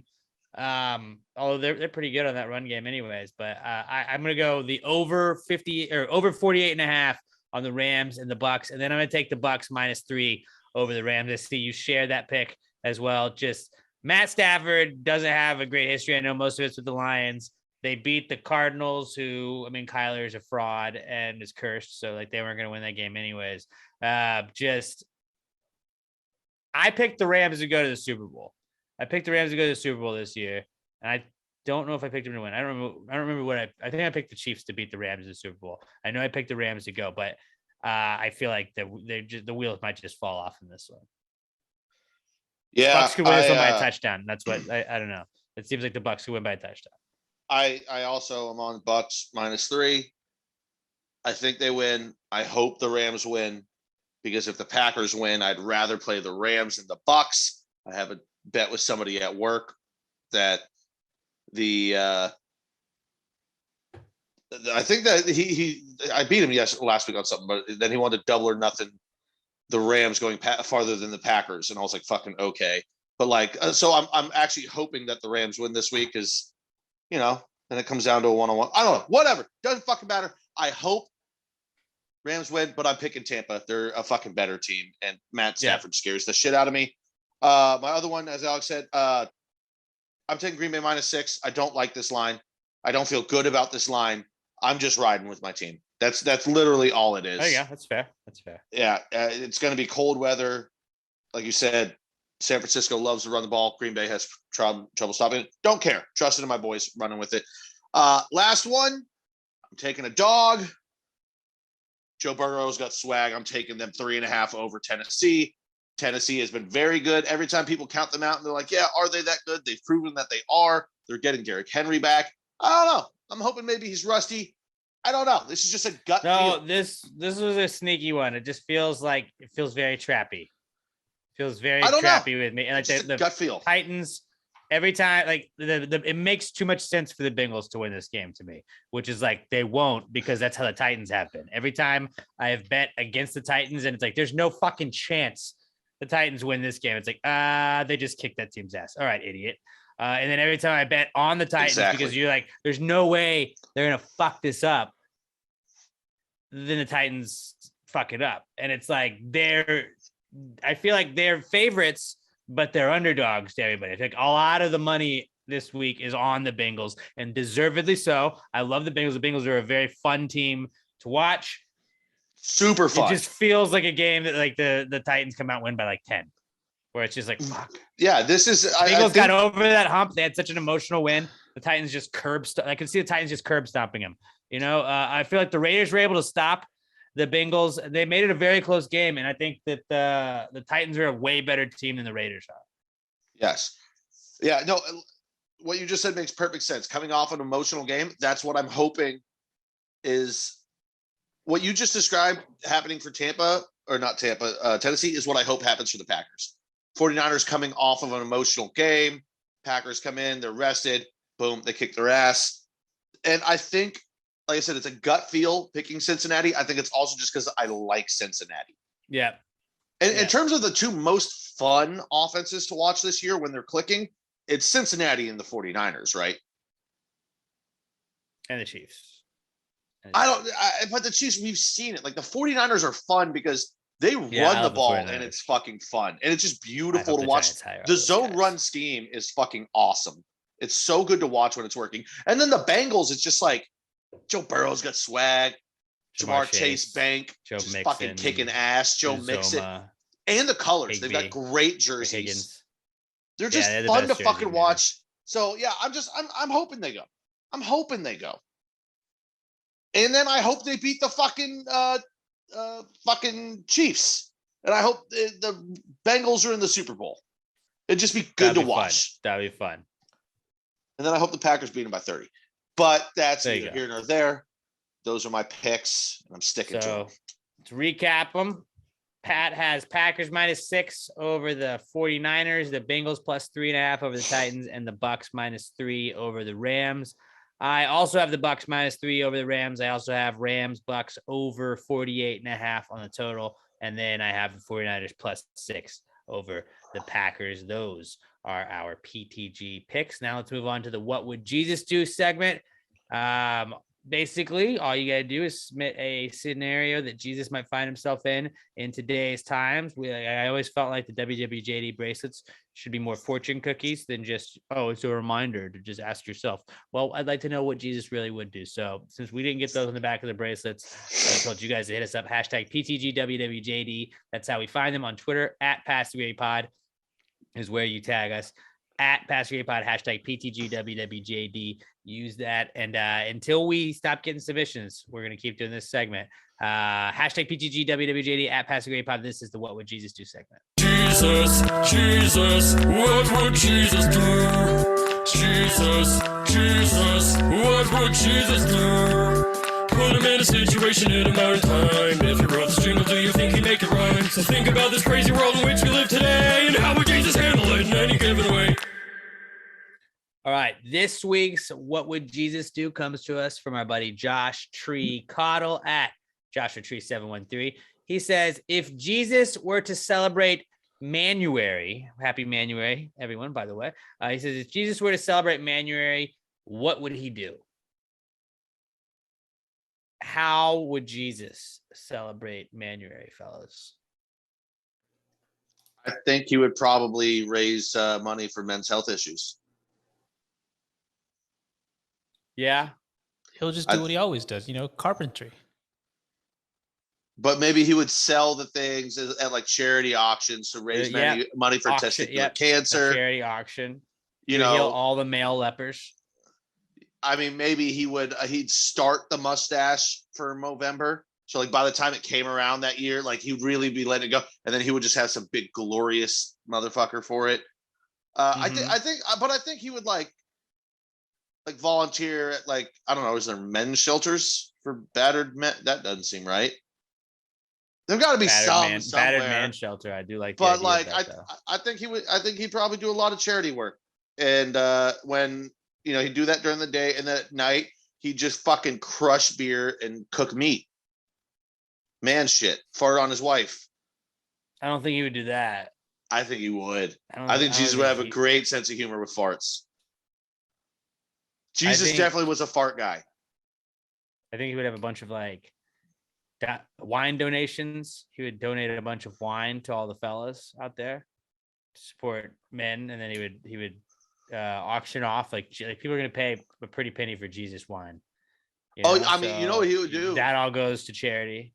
He would combine charity and partying. He would throw like charity barbecues where like you pay $100 a plate or whatever it is to come to Jesus's barbecue, and he would use his winemaking skills to make some sick ass sangrias for day drinking. He'd be fucking running the barbecue with ribs, like a bake sale, but with wine and like a guy bake sale. The Manuary barbecue mantacular, sponsored by Jesus Christ. It's manrific. Yeah, that's the tagline. It's manrific. Come on, man. Maybe men get in for free, but women have to pay for their tickets. Ooh. And then a bar that does that. And all proceeds go to men's charities. No, you said that. I'm pretty. There probably are bars that do that. It's just not our kind of bar. I'd go though. I know I've said this before. I want to go to a gay bar sometime. Yeah. We'll make I think it'd be fun. Gay bar night, maybe. Yeah, I want to be hit on. I want to feel pretty. I want to feel like I'm valued too. Can I buy you a beer? It'd be funny though. Yes, it's like, sir, you can.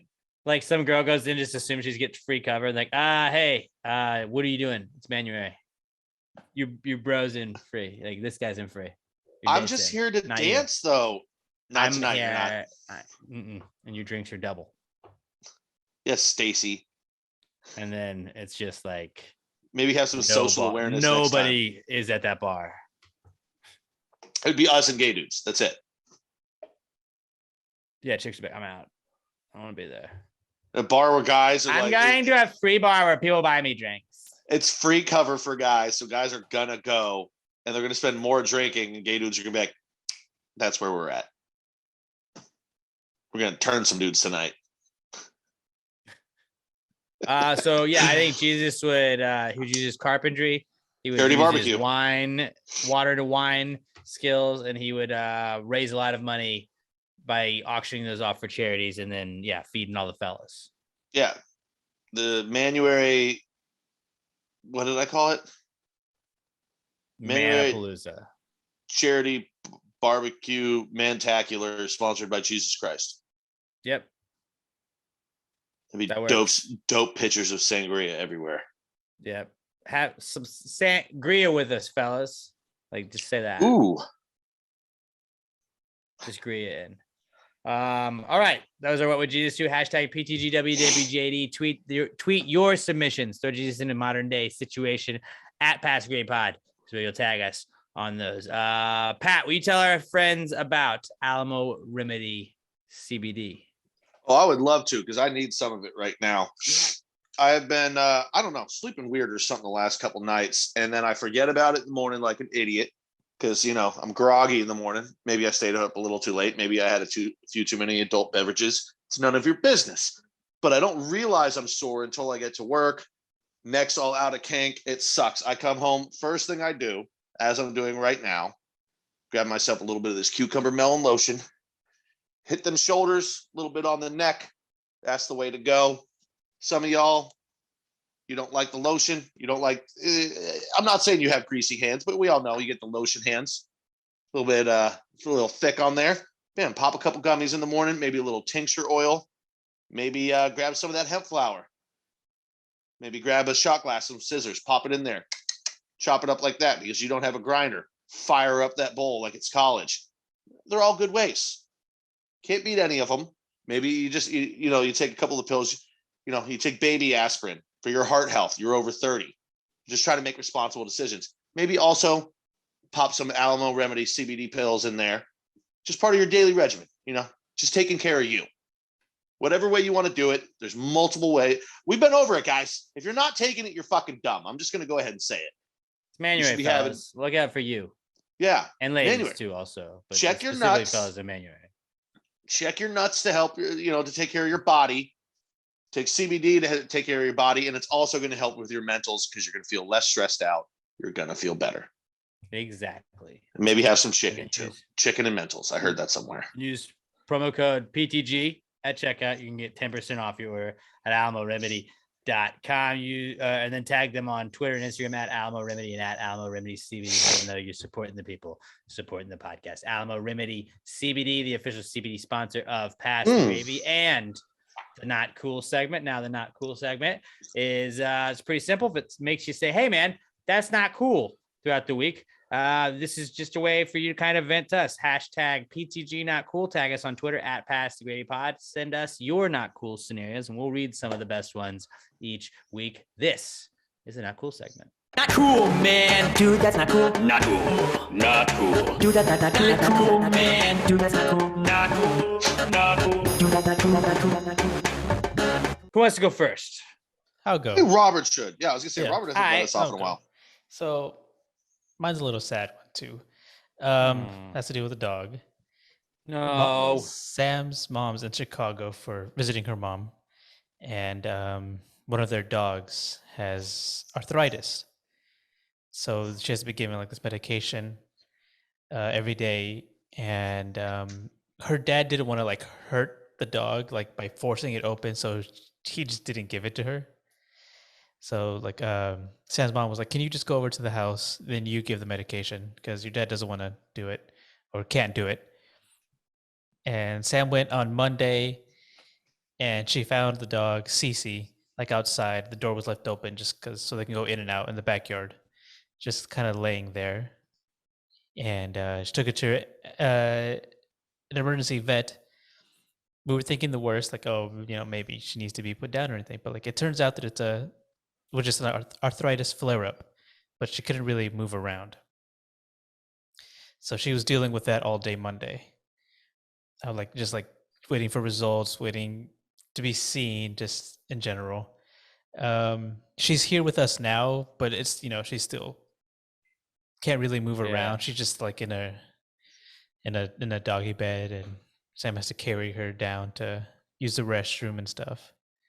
Well, you give Cece at least one kiss from me, or you tell Sam to. You don't seem like you're going to give a kiss to a dog for me, but you tell Sam to give that puppers a kiss from me. Give her some scratches, some poops, and you know what? Cook up some real bacon, not just doggy treats. Give that pupper some bacon. She sounds like she deserves it.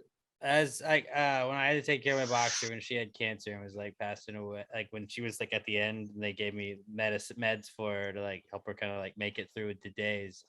That is the hardest part when you're having to force feed them pills because you know that they're I don't think you're doing this meanly, but I don't want this and I don't like this, and you're just I'm so sorry, I'm so sorry, I'm so sorry, I'm so sorry. As you're just shoving it down their throat, and you feel Dogs are the best, man. Dogs are the best. And it's like the fun parts about the dogs are why we got to deal with the bad parts about the dogs. And that sucks. But say it's awesome, or Sam's awesome for fucking doing all that. Yeah. Fucking man. Yeah, it's tough like seeing her like that. She's like can't really move. She shakes a lot. Yep. We've all been there. Yeah. It's no Just fun. wish they could talk to us and tell us what they feel. They figured it out and up. Give us the collars so they can talk to us. I want that. This 2022. Is that too much to ask? I don't think it is. I don't think it is. Wish I could text my dog. That's a good, not cool. That's a really good, not cool. T's and P's. Actually, What would you say to Cece though? If you saw Cece right now, what would you say? Like maybe that you like. I'd be like, I love you, Cece. What would you say, Robert? I would say I hope you're doing well. Hope you're getting better. Hope that you're a fucking monster, buddy. Wow. Wow. You're a monster. Wow. I won't be pressured. Wow. I will say this: Robert is never, in his whole life, has never been one to give into peer pressure. Clearly. He's a man of his morals and he sticks to them. Whether those morals make him a monster is up for debate, but he sticks to them. Oh, man. Yeah. So top that one, Pat. All right. I can't, but I can give some inconvenient shit that's happened to me. So my whole family just switched over Please to shut my minor inconveniences real quick. Yeah, these are all first world problems. So my whole family, we just switched to T-Mobile from AT&T. So like, the whole process of going and switching phones. And I was just going to I had the iPhone 8 and I was just like, yeah, dude, just transfer this. I don't need a newer phone. I don't fucking care. This works fine. There's no problem with the phone. And then we get in, my dad transfers his 8, no problem. They go to transfer mine. The guy's like, I can't. He's like, did you get this from AT&T, like the store, or did you buy? I was like, I bought it on Amazon. He's like, yeah, dude. So like, you bought an AT&T only phone. So like when you buy them like that, they make phones that are like AT&T only or T-Mobile only. And as a guy said that, I was like, you know what? I think I do remember seeing that when I bought the phone in the middle of 2020 from. So I had to fucking upgrade.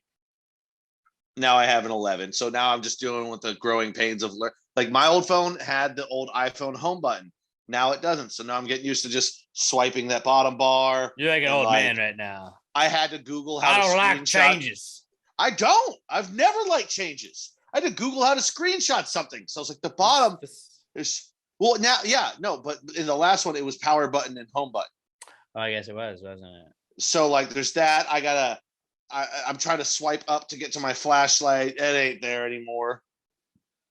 It's just little minor inconveniences, but also a couple days previous to that, I knew that we were gonna be switching over, but and really it was the charging port on that phone was kind of going to shit. But I was like, I need new charging cords. And you had said to me, hey, why don't you just buy them off Amazon? I think we might have, I don't know if this was on last week's episode or just when we were talking.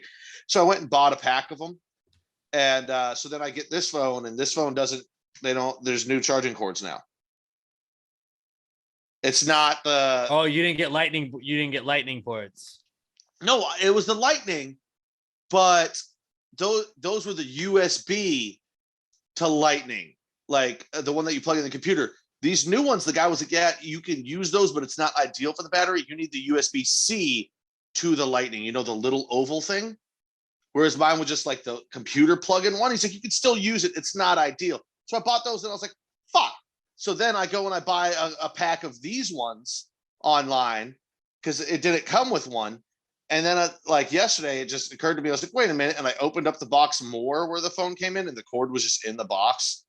So I've got all these cords now that I can. I've got but now how nice is that though? But for years, the rooms. For years, I had one cord. At any given time, I only have one cord. Now I've got 7. I've got 5 6-footers and 2 10-footers. Dude, I'm telling you, it's about to be a game changer because at any time you're like, I'm sitting on the couch. Fuck, I want to go to my room to get my charger. Because then when you go to bed at night, you're like, I need to charge my phone. Fuck, I still left it in the living room. Now you're gonna be like, got a living room charger. I got a podcast room charger. I got a bedroom charger. You got, dude, I got a studio charger. I got a living room charger. I got a bedroom charger. It's perfect.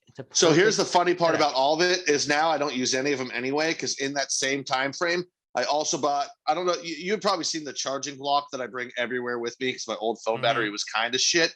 I bought a new one just to upgrade because that battery was starting to get worse on that thing. And I was like, it's just kind of time to upgrade. And I bought one where I can just place my phone on top of it to charge it. It doesn't charge it as fast, but it keeps it charged. So I don't even fucking use the cords anymore. I just fucking do that. Well, I've got so many cords now. It's just, I'm a fucking idiot. And also, this is a sidebar of this. When we switched to T-Mobile, they gave us a couple, I don't remember what they were, but a couple different streaming services for free. And I'm pretty sure there's overlaps in that with what I already pay for. So now there's the dilemma of, are my parents going to activate those things? And once they do, then I have to decide, am I just going to keep paying for it anyway? Or am I going to take the time to deactivate mine? But it's like a year that we get it. So then in a year, I'll have to be back in this. All of a sudden, I won't be able to log in, and I'll be trying to watch something late at night, and I'll have to fucking go in and sign up for shit and run around. And then also, I'll have to remember new logins to all these fucking things if we do switch it over and I cancel mine. That being said, I bet you the second I go to cancel mine, it will be the first day of the new billing cycle of the next month anyway. So I'm going to be charged a whole other. I'm pretty sure I'm just going to keep paying for all these things for the next year while we have them for free. Because that's who I am. I'm a piece of shit and I refuse to put in any effort. No, that's kind of me too. I'm like, but like, if they don't want to do it, then I don't want to be inconvenienced because it's obviously going to be at a time I want to watch something. And I'm going to be like, what's the login? They're like, we don't do that anymore. I'm like, fuck. Yeah. And right. so and I'll be frustrated and then I'll stop to do it anyway. So it's like, I just keep it. My parents were like, we just got Paramount Plus. Do you want our login? It's like, I already had Paramount Plus. Yeah. And my dad, like, must be the other day, but I don't remember who he meant, but was trying to get a hold of me. Like, hey, do you know what are our new things that we're getting for free? Like, I had no fucking part of us. I was told one day that the family plan was moving to T-Mobile. I don't fucking know what the details were. I just show up for things. Much like this podcast. I don't know what's happening. I just show up. I'm just here to be a part of it. That's all it is. I'm just happy to be here, part man. of the team. So he's like getting on me, getting on my sister because and then on top of all this, so they had come in town for the weekend to see some friends. That's when we did all this. My brother's still up in Fredericksburg, so we're talking to the guy and we're like, well, is his phone going to cut off right away? They're like, no, here's the SIM card. When you get back up there, just give him the SIM card, tell him to pop it in the phone, message me, and I'll make the transfer. Because my brother and technology just do not, like, you think I don't know what the fuck's going on with the government's going to be able to track me? Yeah, right. Technology historically has always just broken around Andrew. Internet will drop out. Fucking TVs just like won't work. I don't know. My brother puts off some sort of electromagnetic pulse where all electronics go, fuck that noise. So he activates the phone and like he's so off the grid that sometimes the grid doesn't even know how to deal with him. It doesn't get it. When there was a new phone number attached to his line, but when they transfer, like when he put in the SIM card, popped it over, his old phone number was just supposed to port into it. For some reason, for the first like 24 hours of it, when he would call me, it would show up under his own phone number. But when he would text me, it would come under the new one. When he would text my dad, it would come under his old one. But when he called him, it would show up under the new one, and vice versa for just random people. It was all over the fucking map. Nobody knew what was going on. It was hard for him to communicate because you text him and he's not fucking replying because it's coming into the old line when it's supposed to be the new. Nobody knew what was fucking happening. And on top of all this, my dad's calling my sister because she was part of the one that helped set all this up, calling her and yelling at her why Andrew's phone isn't fucking working. The whole time we're like, we don't fucking work at T-Mobile, Dad. We don't understand any of this shit. Why are you mad at us? Yeah. It was just a whole. I was just there, man. Like, why can't I just walk in somewhere and go, hey, I've got different service. I want your service. And they just point like something at my phone and go, boop, now you have the new one. Why is it a 2.5 hour process? Why does it take so long? It doesn't make a lot of sense, honestly. Like we were there for 2 hours and me and my dad left. They did his phone first, then mine, and me and him left the store. And my sister and mom were there for another like 30 to 45 minutes. Why does it take 3 hours to switch over 4 phones? Doesn't make any fucking sense. It shouldn't. It was fucking insane. With AT&T at that point. No, this is actually nice though, because for some reason, even though in the last year a new AT&T tower is put in a Katy, if I walked out to my front lawn and walked over to my neighbor's house, either direction, I would have perfect service. But if I'm inside my house was a dead zone. Like if I didn't have Wi-Fi capabilities, maybe I can make a call. Maybe I fucking can't. I'm lucky to have one bar. Now, bam, full service with T-Mobile. Fuck you, AT&T. Fuck you. Right, I never liked them. I loved Verizon before we moved to AT&T. I fucking hated AT&T all 4 or 5 years, whatever the fuck it was that we had it. They suck. That was my not cool, having to deal with that shit for the minor inconveniences of all of it for 3 days. That's a solid not cool for sure, though. Yeah. By the way, this all happened on Sunday. So like I said, it was like 3 days worth of shit. Okay, let's start off with mine then. I'll knock out mine real quick. I'll start with off. Yeah, I was about to say finish off. We'll finish with yours. Yeah, we'll finish with mine. Well, let me start off mine because I have 3. So I'll try and go from like least not cool to most not cool-ish. First one is I just keep cracking the screen on my phone. I went out and my brother made steaks and stuff when we went to my parents' house and watched the football games there and just kind of got a little drunk and hung out at my parents' house on Saturday night. And I passed out on the couch and got up and was going to bed, and I dropped my phone, and I had the bed in my parents' house that I was in has a metal frame, and the screen just falls perfectly, like where the edge of the screen hits the metal frame and just like cracks it all the way down. This is like this will be like the 4th, 5th time that I've had to have this screen replaced. And I know that like when you get the first screen replacement, it's not the same quality as it was the first time. That's why it doesn't cost $175 to do it every single time. But you're like, oh, okay, all right. Well, now I have another chore to do. So again, just a chore that I have to do. And I don't like my phone being cracked. I don't like my phone being cracked. It bugs me. And every single day this week I've seen it and like, fuck, it's a cracked screen. So that's one of the not cools. Then my other not cool was I had off on Monday for Martin Luther King Day.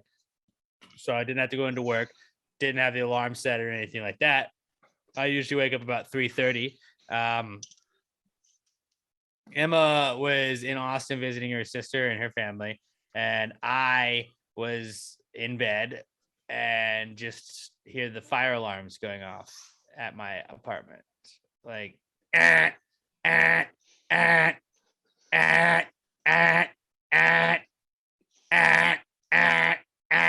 over and over and over and over again. And I was like, did some idiot pull the fucking fire alarm? And it goes on for like 10 minutes, longer than that. And I was like, what the fuck is going on? So, and I keep like looking at the people at my door, and I don't see anybody like walking out or anything like that. So I'm like, okay, well, it can't be like on us. There is another building here too. And then I see everybody from that building kind of like filing out of their apartments. And I was just like, what the fuck is going on? And finally I hear sirens, fire engine shows up, firefighters are there. And then they don't really do it. They initially seem like they're doing something, and then nothing happens. And then everybody kind of disperses. And somebody's like, yeah, it was just a false alarm. So just chalk it up to one more time. My apartment was just like, fuck you, Alex. That you had Monday off?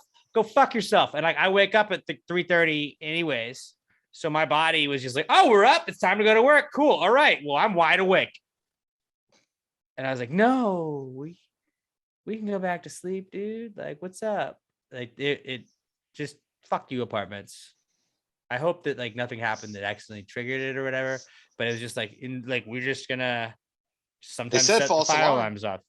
Yeah, but like our apartment, sometimes you have insulation rain down on your car. Sometimes just like shit leaks into your house for no reason. Sometimes they half paint your balcony and just leave it for 3 months. Sometimes the fire alarm just goes off at like 3:15 in the morning, and there's no reason that it does that. But hey, just deal with it. So that was another not cool I had. And then my main one I feel like this week is I have a Ford Focus, or not a Ford Focus, a Ford Ranger that I drive. Ranger. Ford fucking Ranger that I drive. And I was driving down the freeway the other day, and I like it was one of those plastic liners, not a spray-on liner. So it was like part of the car when my grandfather initially bought it. It's an 07 Ranger, and like it's got like it's bolted in on the sides, and it has like so it's not like super like airtight or anything like that. And so when you're driving on the freeway, sometimes like the sides will just kind of like flap. And like they've always done that. They've always not like crazy flapping or anything like that. They've always done that. Should probably tighten that shit. No, because it was like that's just like the top part that just like it wasn't bolted or anything. So I was like, okay, well they've got like all these bolts in the inside. On the way to my parents' house on Saturday, I was on the freeway and I see like it flaps a little bit, and then I look in my rearview mirror again, and it's flapping a little bit more. Like that's weird. I don't think it usually flaps that much.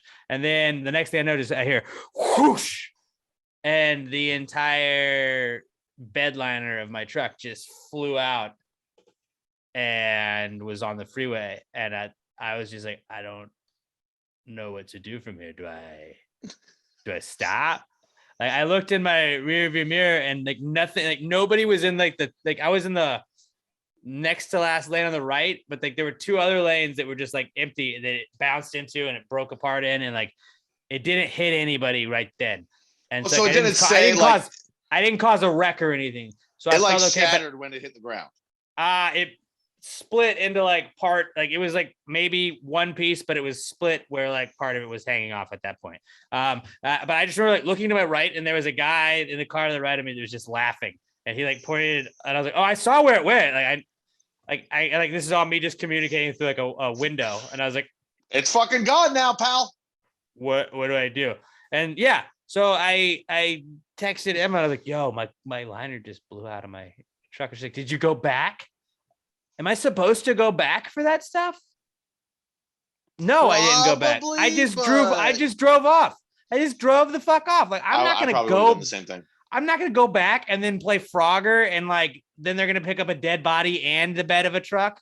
Like I'm not gonna do that. Like, and then how am I gonna take the like? What am I gonna do with the lining of the truck? Like it already flew out, so it being broken and not attached to anything, am I just gonna throw it in the back of the truck and hope it stays? I mean, at that point, if you did that, you'd have to like just put on your flashers, immediately get off the highway and just drive like 30 until you get somewhere which by the way, where would you throw away the lining of a truck? I don't know. Exactly. So yeah, I think you're justified. You're probably supposed to go back or maybe like call. I should probably called and be like, hey, there's the lining of a truck in the middle of the highway. I don't know where it came from. Go pick it up. You probably should have done that. Definitely not the guy in the truck that this happened with, but I just saw a liner of a truck, I believe, on the freeway, in the middle of the freeway. Oh, my name is Mike Rithgen. I was never given a name. I never knew my father. Look, what is this? Like, what is the protocol on that though? Like, I saw okay because I watched when it bounced, when it was bouncing, and when it stopped, and no cars hit it. Because I was like, please don't be a Final Destination situation. Please don't be a Final Destination situation. And like, yeah, if it hits another car, you're probably supposed to. If I saw a wreck, I would have definitely pulled over and be like, I mean, I didn't do it on purpose. I don't know what you want me to do. But yeah, that it's just like if you see a giant object in the road, you get out of the way, right? Yeah, I mean, the only time that would suck is if it was on the downside of like a hill where people are coming over the hill. It wasn't. Like, it was not. Which it was not. It was like Memorial City though, so it was kind of like a fairly highly trafficked area. They should didn't feel great about it. But then I also realized like bedliners are kind of not necessary. Yeah, like I mean, unless am I going to replace it? No, I'm liner. not gonna. No, they're not necessary. Like I don't want to scratch the bed of my truck. What do you think the inside of a truck is for, man? Like it's hauling shit. I'm with you, but sometimes like if you do a lot of hauling, you get the Rhino liner to really not like dent and fuck up the inside of it. So you might be able to resell it one day. I'm just saying, I get that when people are doing that, but I'm with you 100%. Not buy a truck because it's got some scratches and dents on like the bed of the truck. I guess that is weird. That's weird though. I'm with you. Like that's because I was just like, this is just the inside of a truck still. I can still put stuff in it. I can still take stuff places. It's just not got a black liner on the inside of it. I'm with you, but I don't. To bring it all back home, though, I don't think you did anything wrong. Maybe you're supposed to actually stop and call and all that shit, but like, who do I call? Like, do I call 911? Text dot, I guess, would be my only thing to be like, hey, there's. So like, I'm supposed to be driving and then by the way, a phone number as I was also driving and texting Emma. You don't admit it's yours because they probably will charge you. But if you just call them like, hey, I was just driving down such and such road. I saw a big rig it fell off of. And there's like a truck liner in the middle of the road. Maybe send somebody out to fucking get it. Just say there's an object. I should probably just say there's an object. Yeah. But I think you're fine. Nobody should be like the average person should not be equipped to handle that situation. I know you're supposed to like know the rules of the road and everything to drive on it. But like, let's face it, most people don't know 90% of the rules of the road, written or unwritten. But like in that situation, like your truck liner flies out of your fucking bed, it's okay to just be like, oh, everything's fine. I'm going to keep driving. As long as it didn't hit another car. Right. And that was like that's the biggest part of the not cool is like, it felt like it was 30 minutes, but it was probably 15, not even 15 seconds of me watching the rear view mirror, being like, please don't have a car run into this. And like, I was like, I could see it in my mind, like a car running into it, going sideways, and another car hits it and it caused like a 30 car pile-up. And oh my God, that is all my fault. Like I saw all of that and then none of that happened. And I was like, just keep on going. Just keep on living your life. Right. Like, I don't know. I was just on that road today and there was nothing there. So they took care of it. There you go. No harm, no foul. It was a very scary moment though for a second because you're just like, I'm not ready to handle this. I'm not ready to handle this. Am I at fault? I hope not. I think so though, because it was from my truck. I think you'll be okay. It was like windy and I was driving down the freeway, so I think it was a combination of both. I'd like to blame it on the wind, but like what a clean break though. Like it didn't like fuck up my car at all. It was just like, whoop, we're out. Okay. Shit. Which means the bolts holding it in place and all those spots were super fucking loose. It was an 07, so I mean. So this is a message to everyone out there. If you have a truck with a liner in it, especially if it's one that you inherited, check the bolts. Maybe every month or so, just bring a wrench out there and just. You guys know I'm not a big car guy, but maybe check the bolts. Maybe check the bolts. So those are my not cools, but solid crop of not cools and some sad ones. But thank you to everybody that submitted yours in. Those of you that we didn't read yet, we may get to them in other weeks. And then, like we could spend an entire podcast. We could do like an entire hour and a half long podcast on everybody's not cools, but we try to just get to the big buzz ones. Not knocking yours, not saying that yours is not any cooler or whatever than anyone else's, but we just can't get to all of them. All right, let's move on to our final segment of the week. We start off by asking our questions. You guys get to ask us questions to end the show. The answers segment. If you got a high thought, something you thought of while drunk, maybe something that you wanted to ask the podcast, you want some relationship advice, hit us up. If you guys just saw something online you want to hear our opinion on, at Pass Grade Pod, use the hashtag PTG Answers. I am at Alex J. Middleton. Pat's at not Pat Dan. Robert is at Robert Barbosa. And use the hashtag PTG Answers to hit us up on Twitter at PassGradePod. You can also email them to us, answers@PassGradePod.com, although we do check Twitter way more often. That's the way we go to them first. So hashtag PTG answers to @PassTheGravyPod. If you are a first time answers question asker, let us know. We like to know who the newbies are. And if you're a rookie, you start listening in 2022, hit us up and let us know about that. I have to go piss, Pat. Can you tell everybody about Little M real quick? Yeah, why not? I'll give it a shot. Since you're a little baby boy bladder. Tiny little bladder. Even though, I usually have to stop and take a piss / shit in the middle of everyone, but we're not going to talk about that now. What we're going to talk about is Little M Shop. Right now, they've got restocks of the new Bad Driver keychain. Jesus Christ, ladies, come on. Get it together. And guys, I guess if you're anyone just be a better driver. But if you're not, you should at least buy this from Little M to let everyone else know around you as you're getting in your car. Hey, maybe I'll let them get out of here before I get in there. I've got an idea for Little M right now. A keychain that I myself would buy. Angry Driver. Angry Driver. I think that would sell because a lot of people like me, you're driving in I-10 traffic, you get pissed off. Like, why aren't you fucking just drive? Fucking go. You've got 30 goddamn car lengths in front of you. We're in traffic. Fucking go. That shit drives me nuts. It causes me to drive like a pissed off teenager, and it's not my fault. And by the way, guys, I'm allowed to do that because I'm a great driver and I have full control of my car at all times. So yeah, I think Angry Driver keychains would be good. I'm just getting back, and I 1,000,000,000% think that would be a fantastic Angry Driver. That'd be a fantastic one. Like Bad or Driver. Maybe one, and it's like for the ladies, it's like in the Barbie font. Go! Yeah. But those are brand new ones. And then I believe they're also getting restocks in their Fuck the Patriarchy keychains. They got as well. That's probably their best ever. Fuck 'em. So Literally, you guys know that we hate the patriarchy. It is Manuary, but we also hate the patriarchy. All right, Team Manuary, but also Team Fuck the Patriarchy here on Pass the Game Podcast. Wait. Sidebar that Little M Shop doesn't know about. Maybe you go in there and change the design so January actually says Manuary. I would never do that. I think they would sell. Maybe they just have. Maybe next year there's just Manuary keychains you can get a limited edition.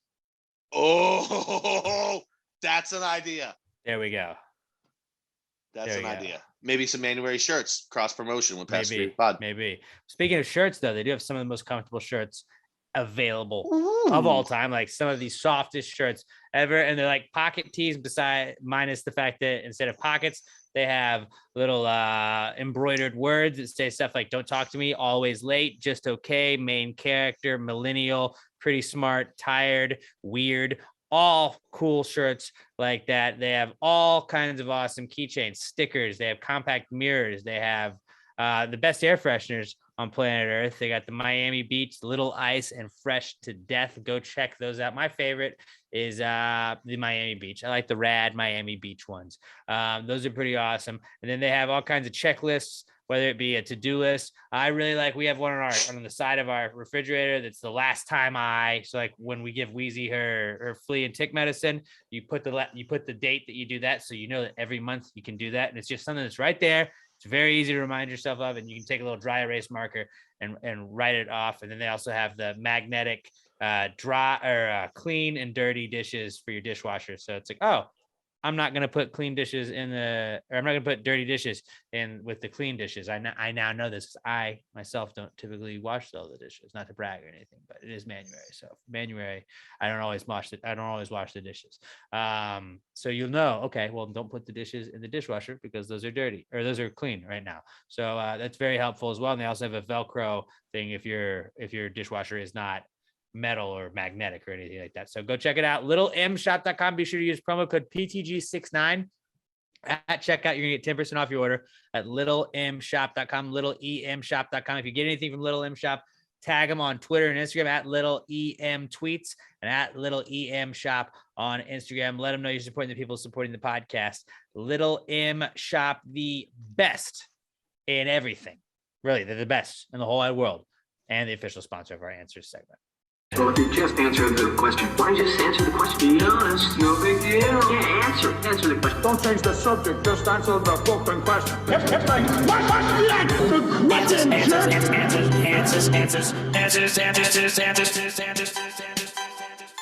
Any questions? All right. Let's I've got one. start off. I'm going to interject. I'm going to ask the first one this week. So we had one of our employees, we had him go out and buy a bunch of Christmas decorations and shit for us to decorate the restaurant when it was that time, blah, blah, blah. Came time to take them all down. We didn't actually have anywhere to fucking put them. Like our storage, it's not storage space. It's like the offices and where we hold all of our catering supplies. There's no fucking room there because it's filled up with catering supplies. And my GM was dragging his feet about putting in his office, up in his attic for the year. So I was like, fuck it. I'll take all the shit home. I've got 2 spare rooms I don't use. I wasn't originally going to put it in the attic space, but then I was like, I've got 2 spare rooms. So like I could, if I turned it sideways, I got a fake tree and like trash bags and like tote bags and shit over there. Here's the question. Can I charge them for storage space for the year? Ooh. Like, I'm not actually going to do it, but like, I think what I'm going to do is in like a week, I'm going to drop like a fake invoice and go hand it to my owner and be like, hey, just whenever you get to that, but just know, they're going to get one of these each month. Bill you. But make it some like asinine price. So it's like $175. So he's like, what? No. And like, you're like, oh, what? Like, did you just think I just have all the space in the world in my place? I want to put something like, it's like $175 a month or free meals, just so he'll look at me and be like, you eat for free already, you cocksucker. We'll just be like, I'm actually I had that room up for rent and now I can't rent it. So I was just charging you what I would charge anybody to rent the room. If that. But I was thinking about that today. I was like, cool with you? What if I actually brought them in, or more accurately, it'd be funnier if I brought it to the German woman who like does all of our books and is like his assistant and like all that stuff. If I showed up with an invoice for her, just like, hey, here you go. She would probably like, before I could get to the door, like she would have it crumpled up and hit me in the back of the head with it. Like, fuck you. But in German. Auf Wiedersehen! Which is not fuck you, but that's just, I think, goodbye in a German. I was going to say in a mean way, but I feel like that's just how they say it in Germany. German is just like yelling at people, but in a different language that we don't understand because they can't 100% comprehend German. That's true. It's always yelling. I took it for 2 years. I took it for 2 years in high school. But yeah, so if anybody wants to mock up a nice invoice for me that I can just kind of fill in the blanks on a computer, go ahead and send that my way. That would be really funny if it was like an ad libs or mad libs, whatever it is, where it's just like blank owes blank for blank. And then you're just like, restaurant owes Pat this much money for storage. Like, you couldn't have just written that out on like a Word document, idiot. And you're like, whatever, fuck you. And instead of like, I printed out a bunch saying the interest on it, I'll write like non-payment causes the VIG to go up 2 points each month. Yeah, you gotta keep calling it a VIG. VIG makes it seem like you're in the mafia. Make it seem like I'm gonna put the squeeze on them if they don't pay. Though, I don't want to say that. I don't want to say that I'm gonna mess with you. My good buddy Frankie Ocho might pay you. I was gonna say I don't want to send my associate Frankie Ocho. Frankie Ocho. Now he is a little spider that lives in a mailbox, but look, Frankie Ocho visits you. It might be the last visit you ever have. I don't want to say it will be. It may not be. Let's just say perhaps you're an honest man or woman. Allegedly, Frankie Ocho might break your kneecaps. Allegedly. Look, got eight arms. Got 8 God arms. forbid it I'm comes just saying. to that. God forbid. God forbid. You have until the gravy's done on Sunday. I mean, I don't want to be coming over here on the Lord's Day. I want to be coming over here on Frankie hates if traveling I gotta on the leave Lord's my house Day. on Sunday and my gravy burns, Ocho's coming with me. Let's just say Frankie doesn't want to leave on Sundays. All right. You don't want Frankie visiting you on a Sunday. It ain't a good day. It is not a good day. It's Don't the Lord's spin Day, but me it's not no your web day. of lies. Frankie Ocho, he knows webs. He knows all the webs. World Wide Web, spider webs, all the webs. I think I have to do this now. If you don't understand our Frankie Ocho joke, then you didn't understand any of that. Then you're new. But don't worry about it. Frankie Ocho's a gangster spider that guards my mailbox from the mailman. I think, was it Skylar that said that? Or I can't remember whose question was it? It was, they were like, if there's a spider in my mailbox. Is it my problem or does the mailman have to deal with that? I think it was something like that. And we were just like, what if the spider is just like a fucking asshole? Like he's a bully. And then somehow I turned into some mobster spider. Yeah, I named him Frankie Ocho somewhere along the way, and the voice just came with it. And then with the voice Frankie comes the Ocho over mafia. here. Yep. So you don't want Frankie Ocho paying you a visit. So yeah, I guess my boss better pay up or else. All right, let's start with y'all's questions that you sent into us at Pass Great Pod, hashtag PTG Answers. Skylar Lester, our podcast son. Skylar! At OMG, it's Skylar on Twitter says, does Beyond Meat imply the existence of bed meat and bath meat? Now, I got to tell you, this joke went over like gangbusters in my restaurant. The other managers found this fucking hilarious, as did I. You know what, Skylar? Well done, sir. And you know what? I'm going to say yes. I'll tell you right now, I'll give you some bed meat and some bath meat. You know what's up. All right, ladies. Huh? Want some bed meat? Bath meat, huh? Huh? Your call, ladies. Put some lavender in that bath. Beyond Meat, first off, just like good for you if you don't want to eat meat or whatever because it's bad or whatever you say it is. But it's like, notice though, like nobody's like we're never like, hey, this steak tastes like salad because salad sucks. Like they're just trying to make it's plant-based chicken. No, it's not. It's not chicken. It's just plant stuff that we've made taste like chicken because meat is delicious. And anybody, that is why. Anybody who says, oh my God, this Beyond Meat or Impossible, whichever brand you're using, it tastes just like a burger. It tastes just like meat. You're fucking lying. Like, it might, though. It might, but I don't want to know because I'm not going to eat it. I tried a little bite of it one time and I was like, I can see how someone who's stupid could think that like, oh, this tastes just like it. No, it doesn't. You're like, okay, like I can see why vegetarians would eat this to kind of get the consistency, but it doesn't taste like it. If it tasted like it, then nobody, like there'd be no need for beef anymore. Like, oh, I can eat a burger and not have it be 860 calories? No, okay. First of all, none of that's true because I'd still eat meat just on fucking principle. But yeah, it doesn't taste just like it. You're all fucking liars. I do just want to open up a Bed Bath and Beyond Meat, and it's just all meat substitutes as like an entire like store. But then there's also like towels and like home goods you can get. No, Bed Bath and Beyond Meats, and it's get a towel rack. But then also you can get like weird meats that taste like meat, like you can get elk, you can get kangaroo, you can get what's another fucking gazelle, yeah, whoa, zebra meat. Where do we call the gazelle? The same time? Huh? Same brain right here. You guys think we're idiots? We're actually not that much idiots because we're yo. All right.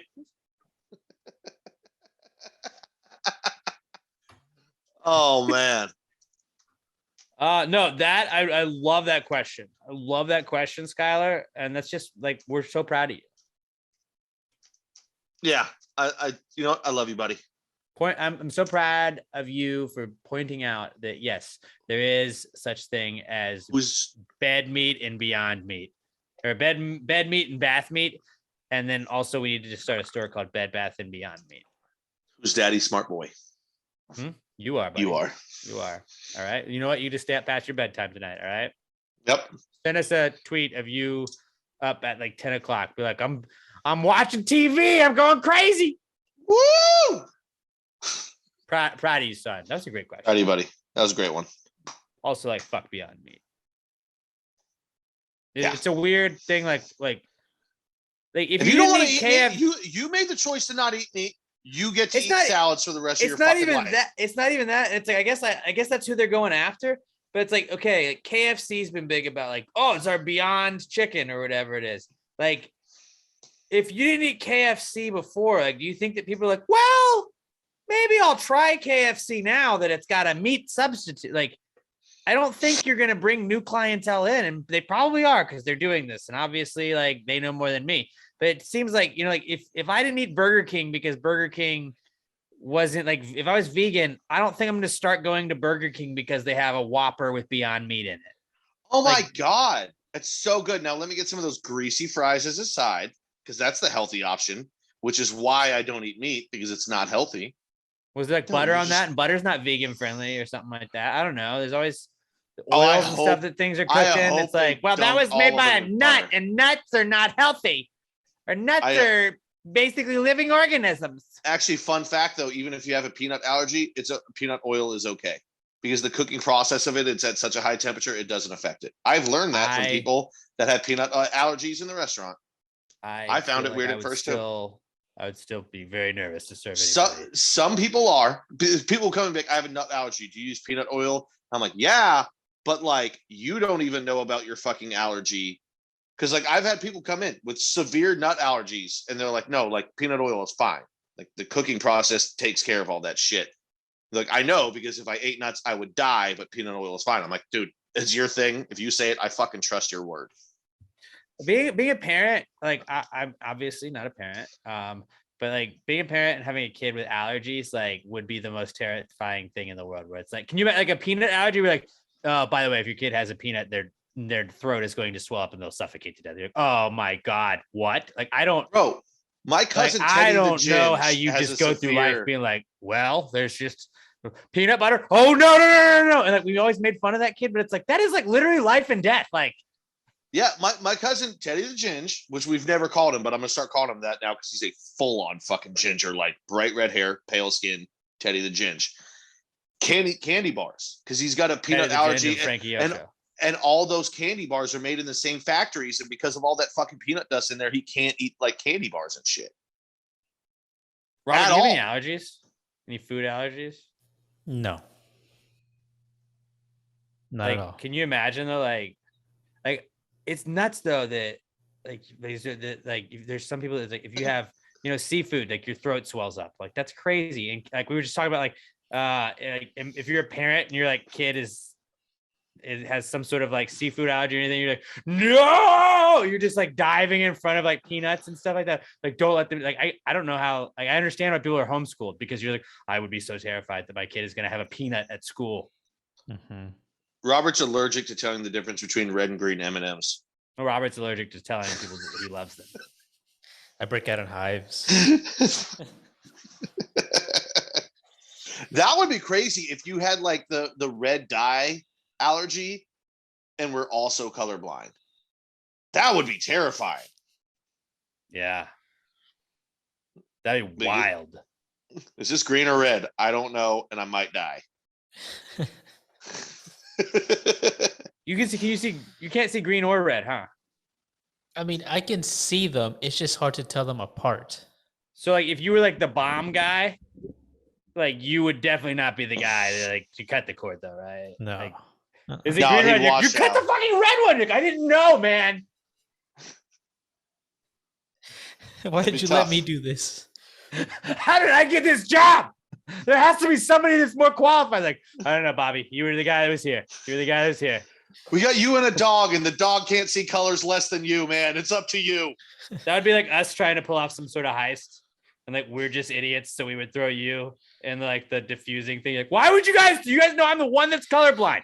You fucking idiots. And that'd be the one time that Robert curses, and that would be the last thing we ever hear, because we all blow up because Robert can't tell. His last words would be, guys, I never loved you. I actually fucking hate you.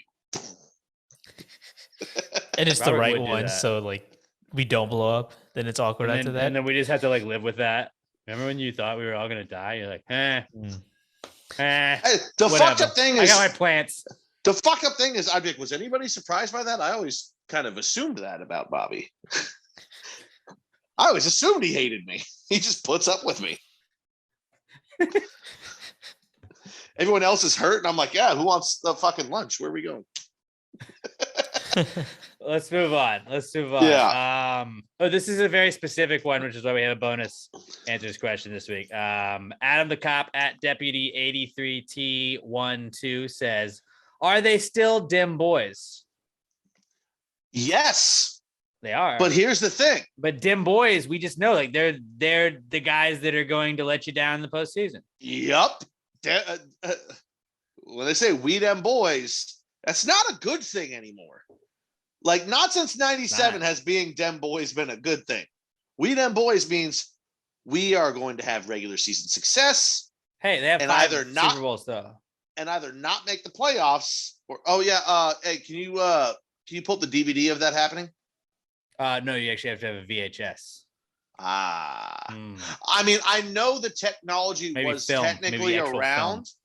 I know the technology was actually around for it, but has anybody ever actually sent a text message that said Dallas Cowboys are Super Bowl champions? Maybe. I don't think so. Because I think technically the technology was around in like 92. There was like 6 people. It was like when Alexander Graham Bell placed the first telephone call. Yeah, the technology was there, but only 2 people had the capability to send it.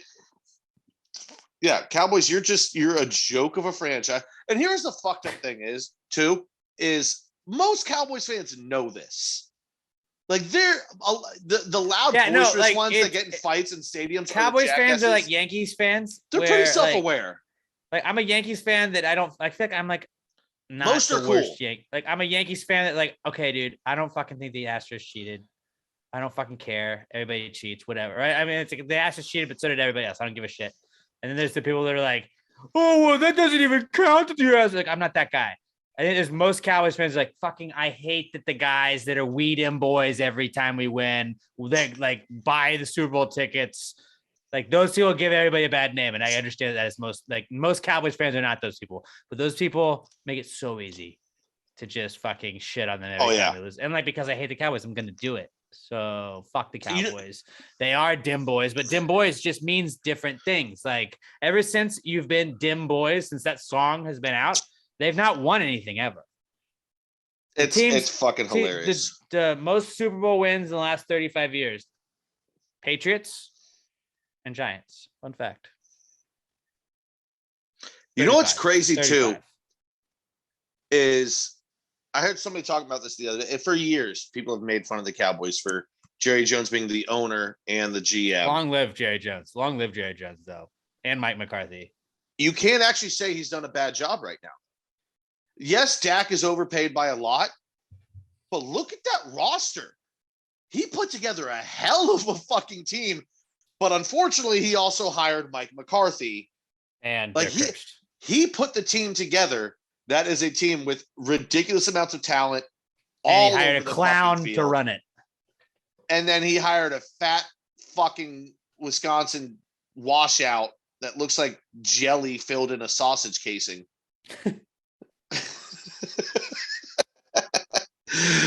And yeah, they can't coach for shit.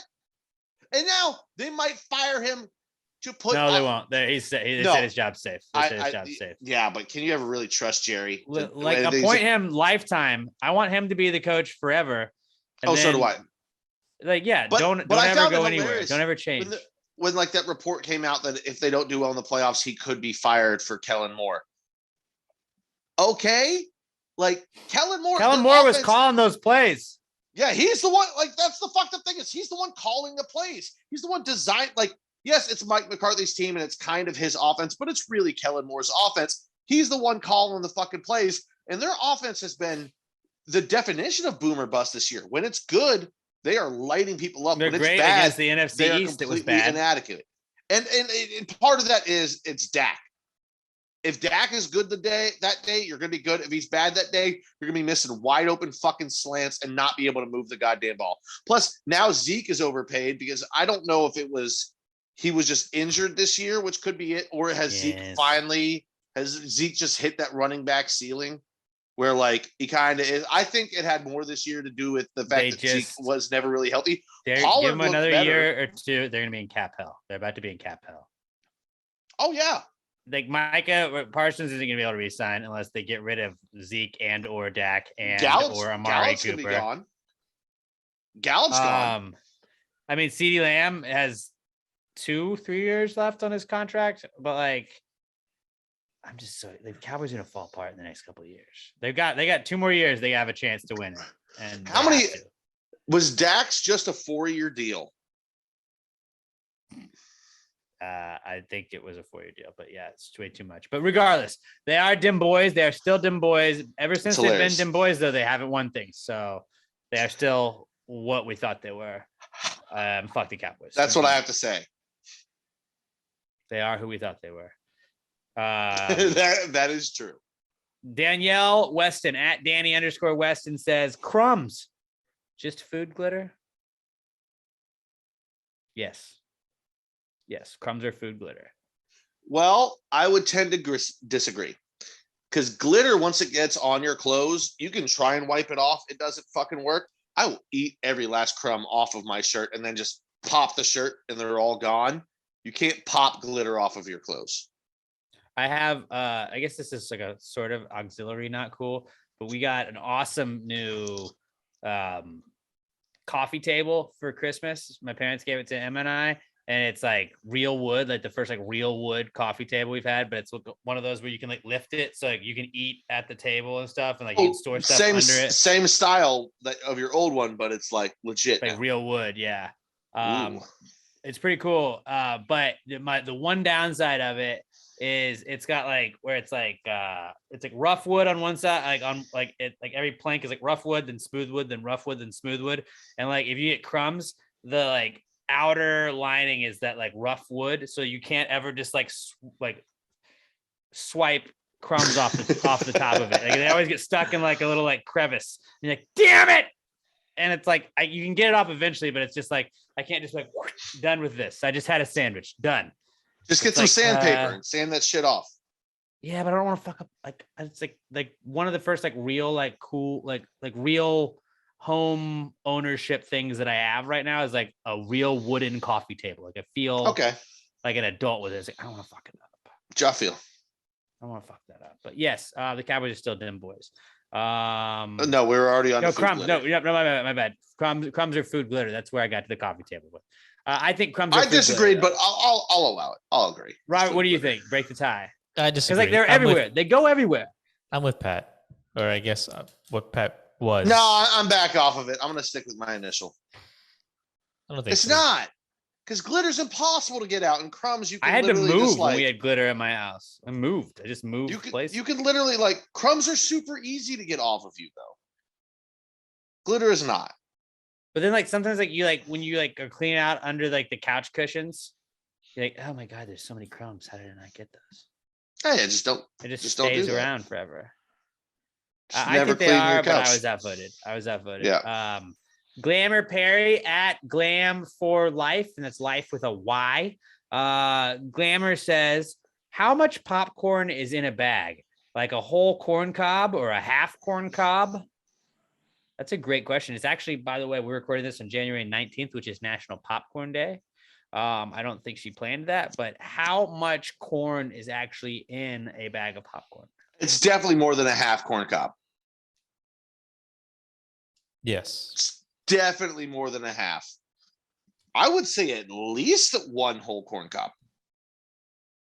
Let me see.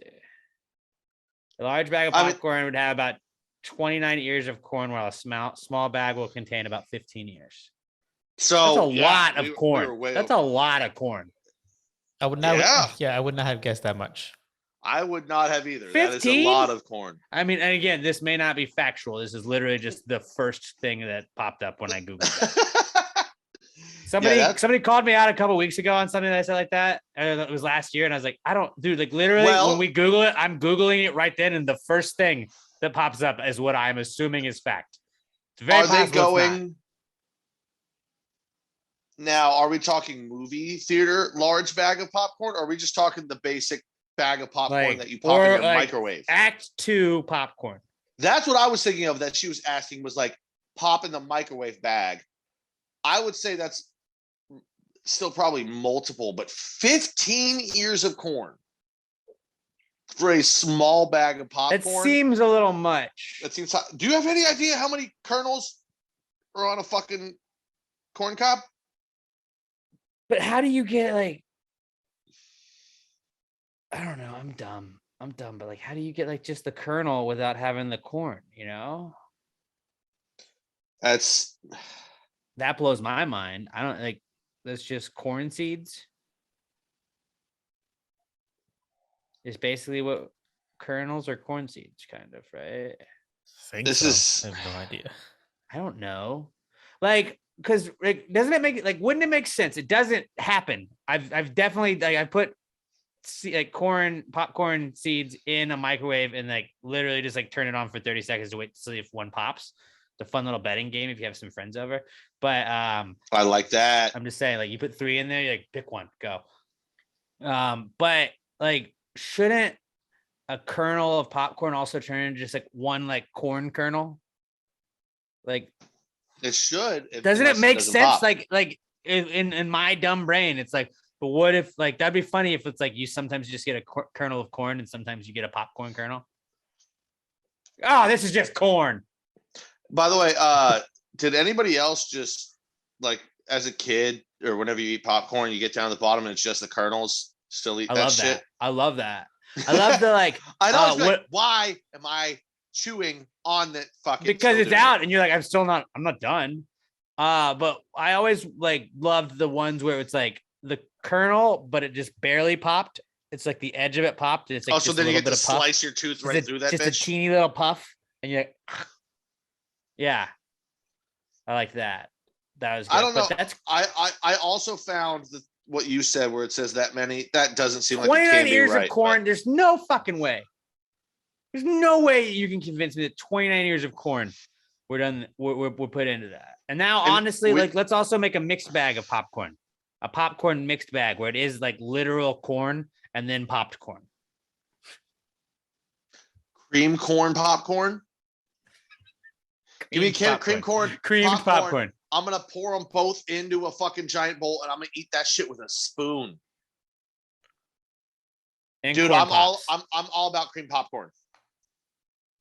All about it. As the kids would say, I'm about it. Let's do it. About it. Cream popcorn. Robert, how many like off the top of your head, how many ears of corn would you imagine were in just like a microwave popcorn bag? Probably like 2 or 3. That's what I would say. No more than 5. It's nuts that they're saying 29 to 15. Yeah. I would have guessed max 5. Max. Because like, yeah, all those kernels are small, but then they expand and like the bag is only, yay big for those watching. And that's not even a good visual. Watch because the video version, Pass Away Podcast on YouTube. Go subscribe. Everybody, shout out to Mundo. Shout out to Mundo for liking us on and subscribing on YouTube. Go subscribe to our YouTube channel. Subscribe to our YouTube channel. Screenshot that you subscribe to it. Even if you've already subscribed, unsubscribe and then resubscribe and screenshot it. We'll give you a shout out on next week's podcast. We really got to get the YouTube subscribers up so we can get money from these YouTube things, yo. That's an outlandish claim. Like that's one of those things that somebody makes because there's zero way to fucking fact check it. And then they just ran with it. By the way, we found this answer on Quora, by the way, guys. So like, pretty sure anybody can answer those fucking questions. But yeah, all right, let's move on. Because that What's one our just next question? Random letter. Next one is from Alex O at Alex McThunder1. If you had to spend 24 hours in a Waffle House and for every waffle you eat, it takes 1 hour off, how many waffles would you eat? Haven't we answered this before? I don't know. Well, we're already in it though, so. I 24 hours in a Waffle House. Each waffle takes off 1 hour of time, but you get 24 hours to eat it. Like I could definitely eat 10 Waffle waffles. House size waffle. I could definitely eat 10 waffles. Yeah, I mean, I'm just thinking in the first hour, I'm gonna throw down 6. No, I could probably throw down 4 in the first hour. So that's like 5 hours. That's 5 hours really, because you already spent an hour eating. Right. Which is probably, if we just ask the math question on that, how many hours would you have left? That would be what fucks people up. Like, oh, you didn't take into account the 1 hour's already gone off of it. Right. And then if you just eat another 10, I could eat 10 waffles, and that would probably take over like a 3-4 hour period. That's 14 hours. And then I could just hang out in Waffle House. Yeah. I like the vibe of a Waffle House just because there's always like, maybe there's going to be a fight. And that's what I like about it. It's like when you go to Walmart at night, you're like, there might be a fight here. Like, I got that. There's that air about that. I think over 3 hours, I could take down 10 waffles in Waffle House. I don't want to say I could do more than 10, but I feel like I could do 10. I could do more than 10, but I feel like I could do 10. I could do 10. 10 and 3. So that makes it 13. It's 13 hours. That's like not even half a day you got left at that point. I'm going to say I could take down 15 before the time limit reaches where like, okay, now you're just the times have matched up. But then you're going to get like at the end and you're going to be very full, but you're going to be like, if I just eat 2 more, I can leave now. You know, I feel like I try and space it out to where it's like, all right, well, but I think the 15 2 hours left. I'll just fold it like a taco and just go right down. I mean, I think the 15 hours the 15 incorporates that though. I think I could eat 12 waffles. I could probably eat 12 waffles. Yeah, okay, hold on. No. No. I'm saying hold on because I just realized it meant over 24 hours. I could eat 12 waffles over a whole day. Easily. Because I just realized I broke down the numbers on it, and that would mean I would have to eat 15 waffles over 9 hours. Oh, I could crush way over 15 waffles in 9 hours. Yeah. I mean, didn't a guy go viral last year for doing this? Like he lost his fantasy football. I think that might be what it's from. That may be what it's from. We maybe this is how we talked about it. I think the number's 18. Because I think in 6 hours I could take down 18 waffles. I got to put down 3 waffles an hour for 6 waffles. Right. And it's like, it doesn't seem 6 hours. If it was for like a competition, if it was for something like that, it's like, I'll be uncomfortable. I will be uncomfortable eating that much food. I'm fine with being uncomfortable doing that. If it was just like to hang out, I'm not going to eat 12 waffles, but I could eat 12 waffles in a 24-hour span to cut my time in half. And it's like, then you get all the other, like it takes time to eat that. So like, I could just hang out. The guy that ate it went 9 waffles in 15 hours. Yes. He's an average man. I'm far from average. I think if I'm motivated to get out of there, I think I could take down 21 and 3. Do we have to make this our no. Is this our and we live stream, but it's been done before. Who cares? Is this our football bet? Our PTG Picks bet? I like IHOP. No, because we're not going to follow through on it. I think we have to. I think if we make that the rule now, like this is it. I don't think that's fair, though. I don't think you can do a whole 24 hours. Maybe like how many waffles can you eat in 4 hours or something like that? Like, I'm telling you, I think if I'm motivated to get the fuck out of there, I can take down 21 waffles in 3 hours. What if it's not Waffle House waffles? What if they're Eggos? Can't leave your house. Oh, what is your house? Until you eat 24 Eggos. I can't leave your house until you eat that amount of Eggos. Because you're going to want me gone. Right. No, I don't think, I don't see us following through on the waffle bet. No, like I don't know. Like it'd be funny if like for you have to have 24 waffles before you can have any other kind of food at all. Like you're not allowed to eat anything but waffles until you've had 24, and it can take you 3 days, but you're not allowed to like breakfast, lunch, dinner. You have to have waffles. You can't have bacon. You can't have anything else. You can only have waffles. You can have coffee. No syrup. Drinks. No syrup, no butter either. You have to eat the waffle dry. Whether it be Eggos. I could crush Eggos. I eat Eggos I used to heat them up at work, and now like I'll forget and I won't have time. So I'll just eat like what's been thawed, like thawed waffles. Thawed Eggos like a taco. all day. You fold them in half and just you have to eat 24 waffles. All right, that's it. That's our punishment. And you have to tweet out a picture of each waffle. So it's each waffle, you have to document it. That's it. 24 waffles before you can eat anything else. Anything. And that means you can't have a candy bar. You can't have a fry. Like if Emma got McDonald's, I can't have a fry. I have to have waffles until I've had 24, which is, I think you get 12 packs of waffles. So that's 2 12 packs or 3 10 packs or whatever it is. know. Well, here's the thing. That's a good one. That's not even that bad. My and work maybe also Eggo makes sponsors us. Our waffle is like an inch thick and I don't know, 6 inches wide. Like we have a big waffle at work too. So I'm gonna have a couple of those. I haven't had one of those in a while. I've been craving them. This is perfect. Hey, this is a win-win for both of us. You just get to go on a fucking crush run of waffles. I really like this. So it doesn't matter what type of waffle it is. You can have like Eggos. You can have. I would buy just Eggos. I would just buy Eggos. Yeah, I mean, Eggos will be the filler, but when I'm at work, I'm going to have a nice big Belgian waffle. But that will be funny because then, like, if anybody's like, all right, well, do you want to get, like, I guess you're not dating anybody, but, like, if you, like, Emma's like, well, let's get dinner. I'm like, I got to eat waffles. Can we go to Denny's? I can't. Yeah, I got to go to Waffle House. I'm tired of Waffle House. I got to change it up. Let's go try Denny's waffles. For 3 days, we just eat at at Waffle House, Denny's, or IHOP. But you're eating nothing but carbs, so you're so full. So one day, like, all you eat is 2 waffles. And you're like, oh my God, I've got fucking 16 more days of this. I mean, I know that math doesn't work. Fair. And it's fair. The waffle bet. Tweet it out now. That's our punishment. All right. It's a good punishment. And it'll be an entertaining punishment at least. I'm gonna say, yeah.